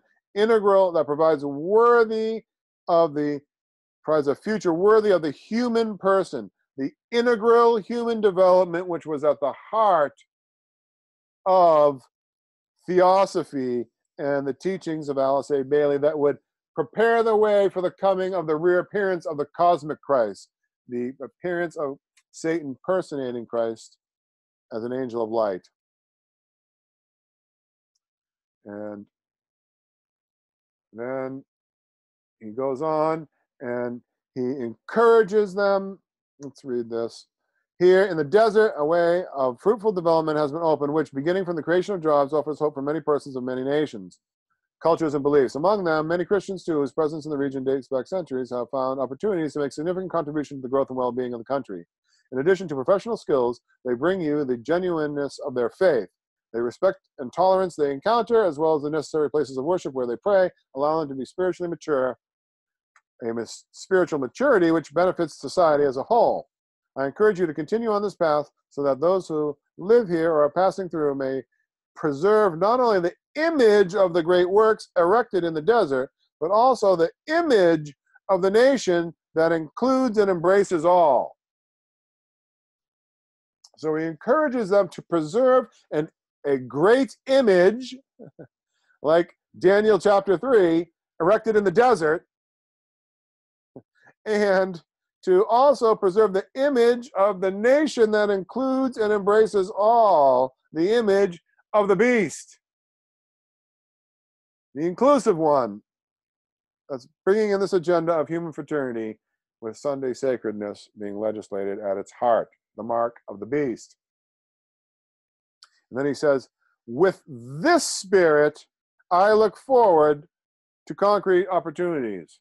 So what causes him to look forward is this spirit, the spirit that preserves the image of the beast and the image set up in Daniel chapter 3. And he makes it clear also, very interestingly, that the right of citizenship can be removed if you promote hate and violence, if you're exclusionary. You can actually have your citizenship stripped wherever you live in the world. And then a fraternal living together founded on education and justice, a human development built upon a welcoming inclusion and on the rights of all. These are the seeds of peace which the world's religions are called upon to help flourish. So this human fraternity with the education and the laws to make it possible based on an integral human development that includes and doesn't exclude and is for all and no one can opt out. That's the seeds of peace for the world. And all of the world's religions need to call together to help it flourish. Wow. For them, perhaps as never before, in this delicate historical situation, it is a task that can no longer be postponed to contribute actively to the demilitarizing of the human heart. So it's a delicate historical situation. The time has come, antitypically, and it can no longer be postponed. They must do it now. And they need to let everybody in the world know. All the governments and the religions, and everybody needs to do it. And it's to contribute actively to demilitarizing the human heart. They're going to change the human heart. This is a man-centered, works-based system to change the human heart, when the only way that the Bible teaches the human heart can change is by the grace of Christ supernaturally, through surrender in his Holy Spirit. And that is the Pope's speech now at this conference, global conference of Human Fraternity. Very quickly, here's an article that just notes that this was an interfaith meeting here. It wasn't just the Roman Catholic Church and the Grand Imam and the Muslims, but there are actually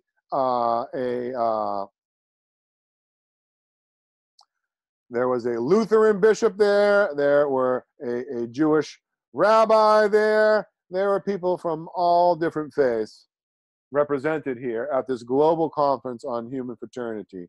Just as at the 9/11 memorial, all the faith traditions were represented, calling for the same human fraternity agenda.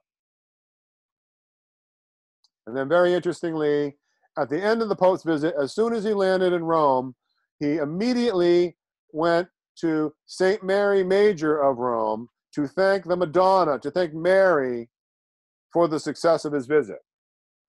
And it actually says here in this article that before and after every single overseas trip that Pope Francis makes, he first goes and he asks for Mary's blessing, and then he thanks Mary for blessing his visit at the end of what he's done. And he always prays a prayer that says, "Make me a channel of your peace," praying to Mary. And of course, Mary really is the goddess, the mother of God and the queen of heaven. And of course, she's ultimately is a female manifestation of Lucifer. And he wants to be a channel of the peace agenda that we've just read everywhere he goes. That's what he does when he's seeking to bring this about. And then wrapping up to see what else happened. So that was just February 4th in the United Arab Emirates, where the pagan Muslims, the children of the East, idolaters who deny the divinity of Jesus Christ, came under and acknowledged the supremacy of the Bishop of Rome. Just like in AD508, the barbarian tribes have been brought to heel by Clovis and acknowledge the supremacy of the Bishop of Rome and false Christianity. Same exact, it is the antitypical fulfillment. But continuing on, because much more happened during this week. So going back to our time chart here, we're again from February 4th to February 8th. So that was February 4th in the UAE. We had February 5th was the Trump's State of the Union address to Congress, which we had a whole separate talk on. So now we have the 6th, 7th, and 8th. So let's see what happened on those days. Here, President Trump on February 6, 2019, nominated David Malpass as the next president of the World Bank. Of course, the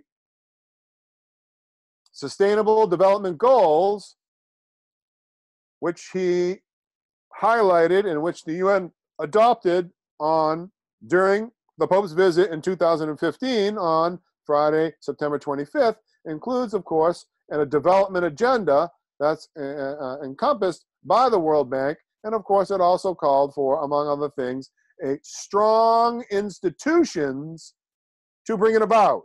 Strong institutions like the World Bank. So here, Donald Trump, who spoke against the World Bank in his campaign, now is supporting the World Bank and is nominating its president. And he said it was because he wanted to bring the World Bank to reflect American values. But as we consider that,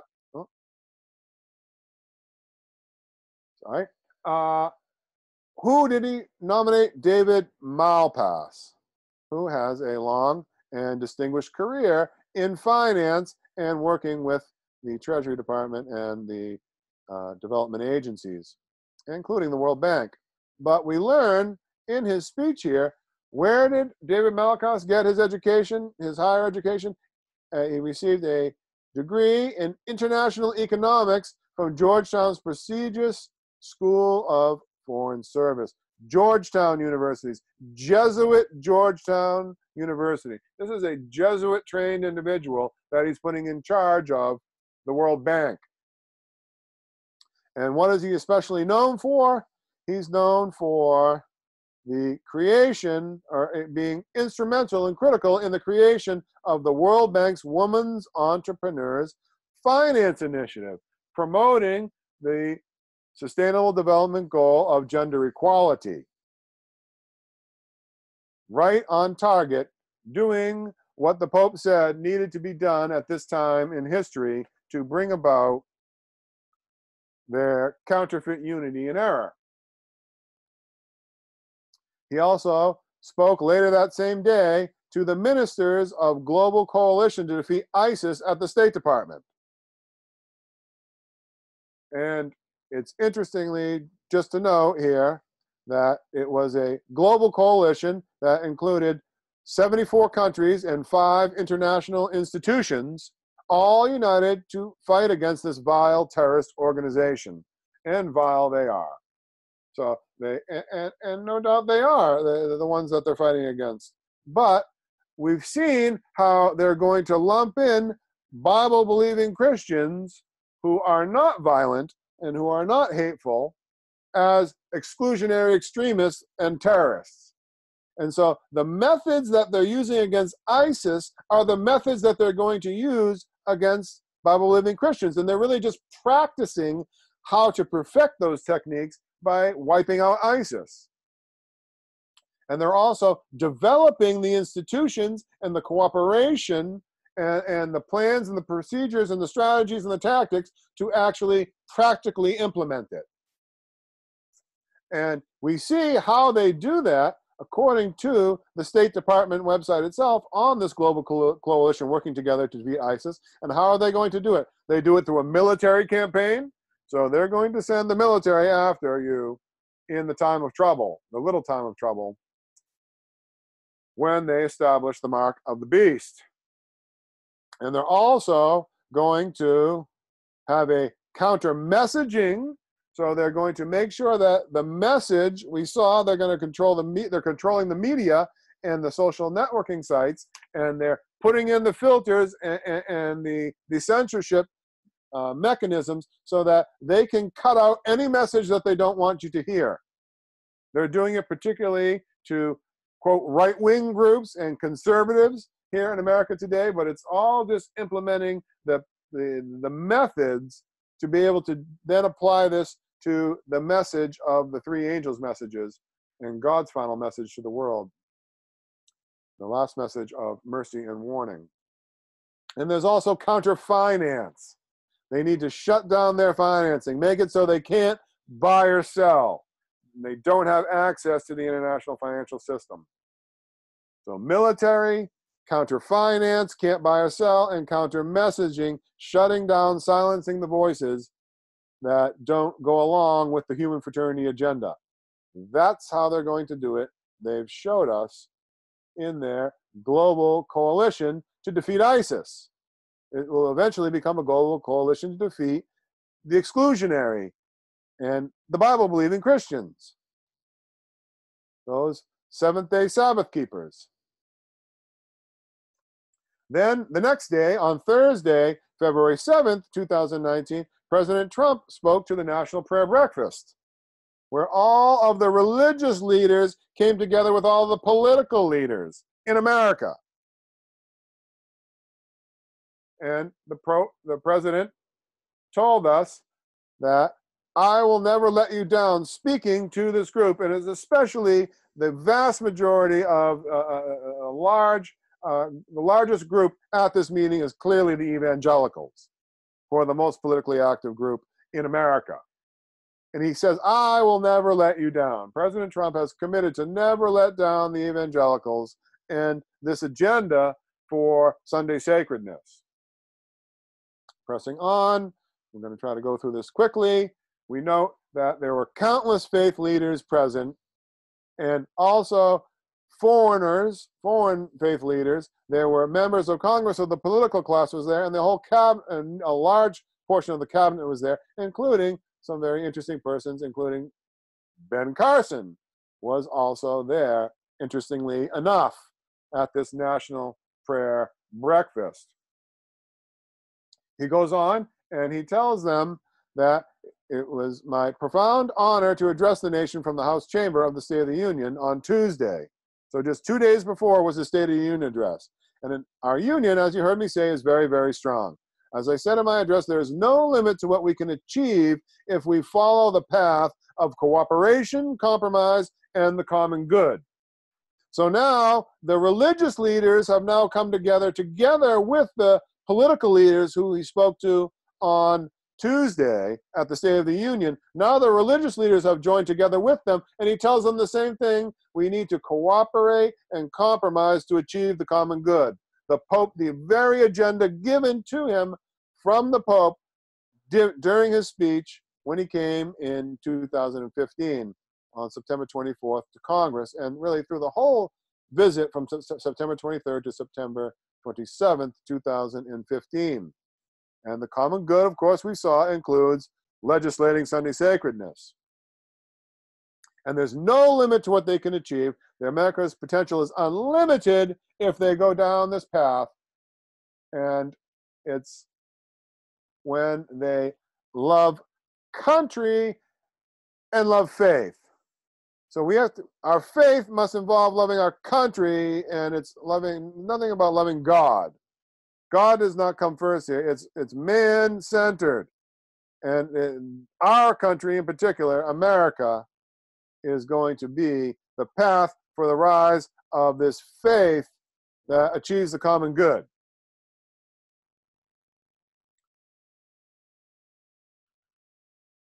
And then he goes on and he tells us about the intrepid soldiers who stormed the beaches of Normandy in the Allied liberation of Europe. On D-Day, all those warriors set out on their mission of liberation. President Franklin Delano Roosevelt led our nation in prayer. In the national radio address, President Roosevelt began with these solemn words, Almighty God, our sons, the pride of our nation, on this day have set upon a mighty endeavor, a struggle to preserve our republic, our religion, and our civilization. So we see here FDR's prayer, interestingly, that the sons are the pride, man-centered religion. And they had a crusade in World War II, as Eisenhower told us, to preserve our religion. Do you realize that World War II, according to Roosevelt himself, the president at the time, was a religious war? Not just a political war, a crusade. He continues on, since the founding of our nation, many of the greatest strides from gaining our independence to abolition, to the abolition of civil rights, to extending the vote for women, have been led by people of faith and started in prayer. So he claims that the greatest strides in American history have been by people of faith, very interestingly. And he says, we open our hearts in faith to faith. We fill our hearts with love. Man-centered. We fill our hearts with love. Not that God fills our hearts with love. We fill our hearts with love. That is... he continues on and he talks about the fraternity between the Muslim and Christian faith leaders and how well they all get along, this human fraternity agenda. He notes how there's Catholics, evangelicals, and members of the Jewish community who are present, who are all working together. He confirms that as President Trump will always protect believers who uplift our communities and sustain our nation. AKA, he will always protect those who promote this church-state union agenda. To ensure that people of faith can always contribute to our society, my administration has taken historic action to protect religious liberty. And again, we've seen that religious liberty includes the right for the church and the state to unite, and the church to tell the state what to do, and to legislate Sunday sacredness. And he is going to personally ensure that this happens, and he's taken action to bring it about. And his administration is also speaking out against religious persecution around the world, including against religious minorities, Christians, and the Jewish community. He claims to always protect religious minorities, but it's a denial of prophecy, because that's exactly what America is going to come to do. It's going to speak like a dragon and persecute the religious minority, true Bible-believing Christians, and those who allegiance and loyalty is to the God of heaven and his law of love.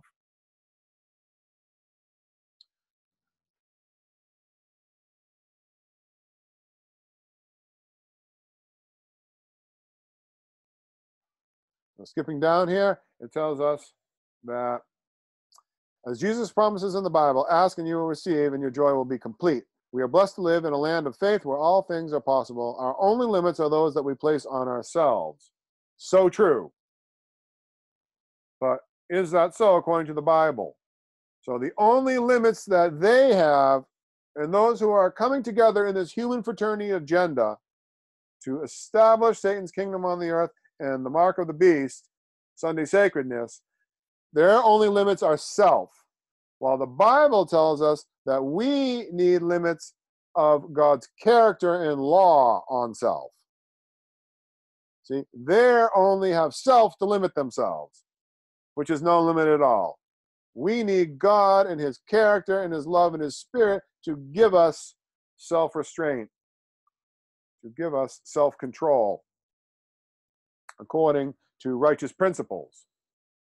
And then he goes on Tuesday I asked Americans to choose greatness, and everybody in that room stood and applauded. Note, I had mentioned this during the study on Trump's speech to Congress, when everybody stood up and clapped when he talked about choosing greatness, and also when he talked about calling for cooperating and compromise for the common good. And Trump himself confirms it here, speaking to the National Prayer Breakfast, and he asks now them to choose greatness. We ask for greatness. It's greatness for our country, and to renew our love and loyalty to one another as friends, as citizens, as neighbors, as patriots, as Americans. Everybody stood and applauded. Everybody is on board. And that there can be no better way to begin this exciting national adventure than the way America has always begun our greatest adventures, by coming together in prayer. And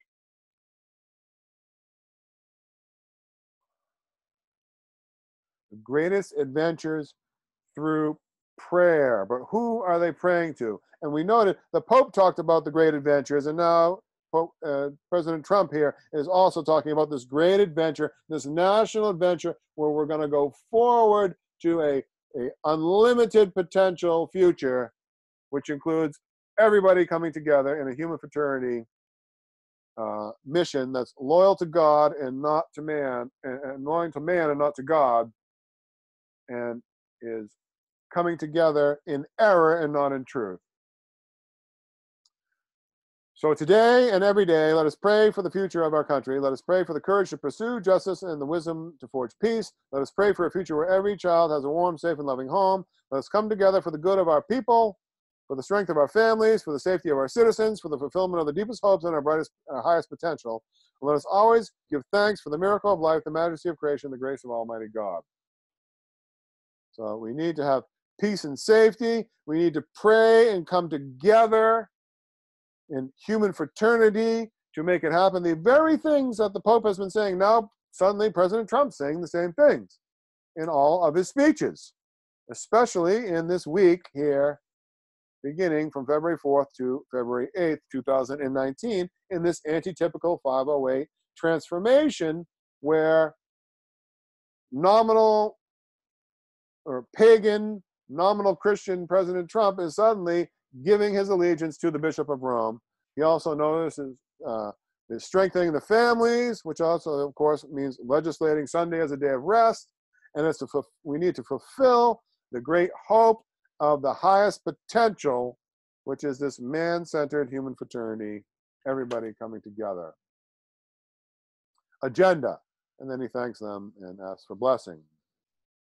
So that was Trump's speech on the 7th, February 7th, to the National Prayer Breakfast, where all the civil and religious leaders came together and are now all on board for this agenda, church and state.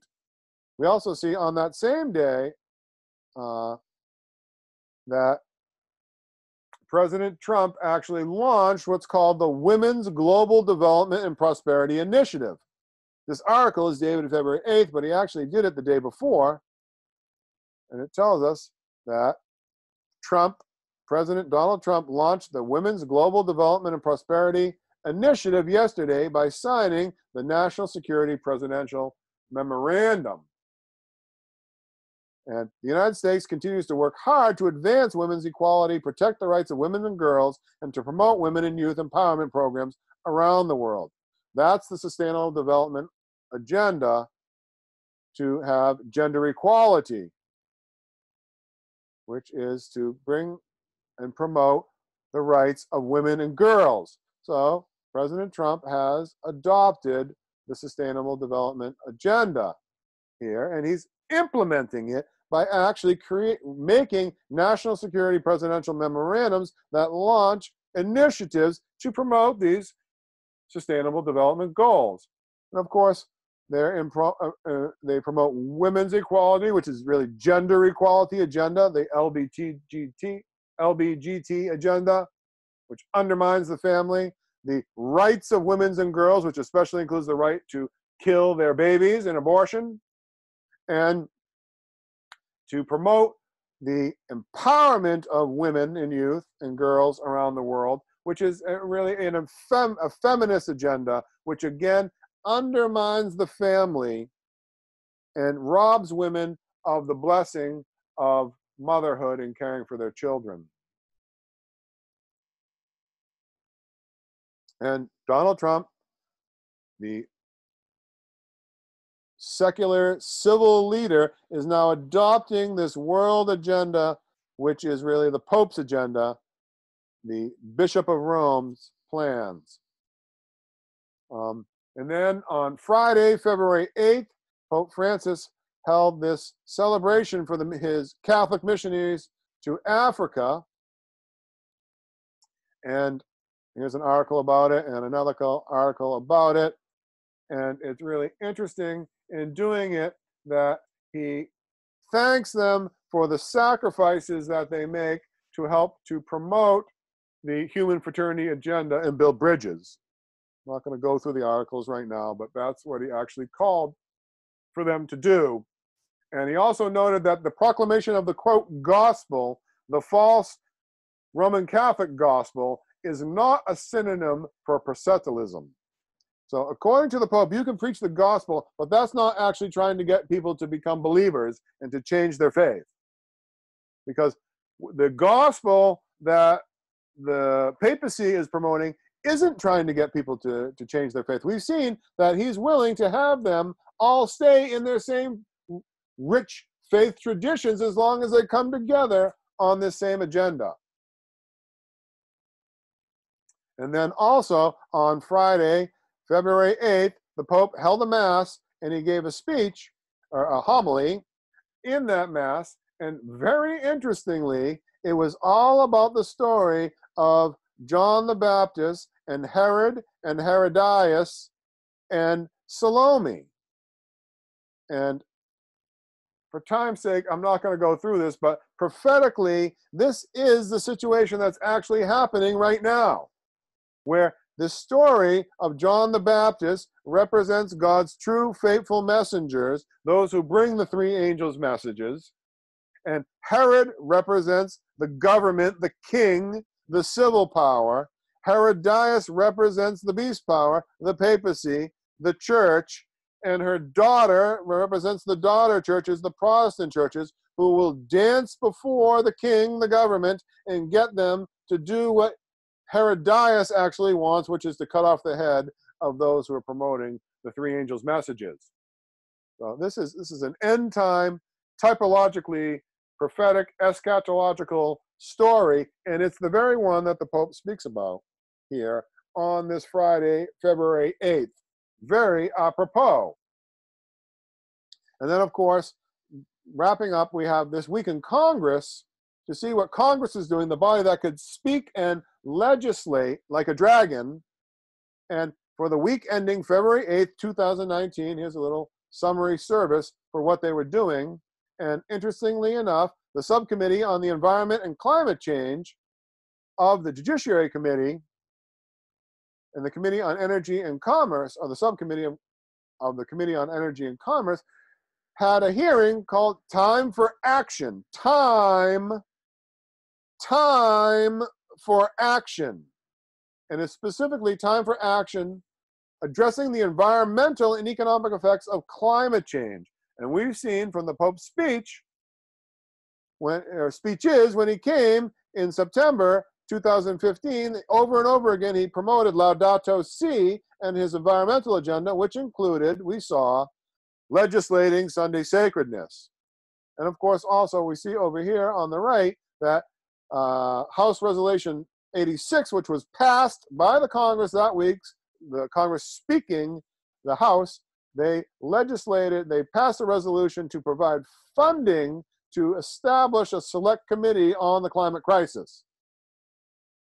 So getting practical in implementing the agenda to deal with the climate crisis, because it's time for action. So Congress is on board too. And again, inspiration tells us from Review and Herald, June 15th, 1897, paragraph 10, Roman Catholic principles will be taken under the care and protection of the state. This national apostasy will speedily be followed by national ruin. And this is where we have come in history, my brothers and sisters. We have the perfect fulfillment in antitype of the turning aside and the lifting up of the daily, the principle of self-exaltation through proud boasting and rebellion against the law of God, at the heart of the papal power, which was turned aside from paganism and pagan dominion into papal dominion in AD508. And now that same principle is being promoted by Pope Francis in his visit to America. It happened in AD508. And then here in September 23 to 27, 2015, Pope Francis promotes this self-exaltation through proud boasting and rebellion against the law of God agenda of human fraternity and integral human development and the common good. And now the poster child for proud boasting and self-exaltation through proud boasting in rebellion against the law of God, Donald Trump, adopts the agenda of the Bishop of Rome, just as Clovis converted to nominal Christianity in Catholicism, and just as the emperor in Constantinople adopted the philosophy and policy of the Bishop of Rome to preserve his political position, And even the barbarian tribes, as it were, have now submitted to the agenda, whether it's the secular Democrats in Congress, or it's the moderate Muslims, or all the interreligious faiths, or all the governments in the world in the UN. Everybody is coming on board, and perfectly, not only is the typology fulfilling, but again, the timing to the day. This is each one of these days from February 4th to February 8th is exactly 1,230 days from September 23rd to September 27th. And again, in our previous study, we saw in particular how especially the Pope's address to Congress and President Trump's address to Congress on February 5th were exactly 1,230 days apart, promoting the same agenda and adopting it. We have reached through the antitypical daily, taking away of the daily. And we're now next going to have to look at the antitypical 538, when the religious power fully yielded to the Bishop of Rome. And that would marry up to March 6th to 10th, 2019, and we're going to explore that in our next study or studies. So let's close with a word of prayer. Gracious Heavenly Father, our most holy Creator God, we thank you so much for the wisdom that you've given us in these last days to understand these things, to realize that there is no new thing under the sun, that that which is now is that which hath been, and you require the past, and that you have shown us and helped us to understand what is happening now, because you do nothing except you reveal it first unto your servants, the prophets, and that through the fulfillment of prophecy typologically in history, we can understand the fulfillment of prophecy in these last moments of Earth's history, in this final end time, antitypical 7 times or literal 25-20 days. Please soften our hearts, O Lord. Open our hearts to your truth. Help us to surrender all, to truly repent from all of our selfish ways, to put away all sin, to trust in you, to grant us your righteousness by faith, and to transform our hearts and our characters, to be your living witnesses, and to proclaim your final message to the world, your 3 angels' messages, and especially the 3rd angel's messages, in which all 3 combine.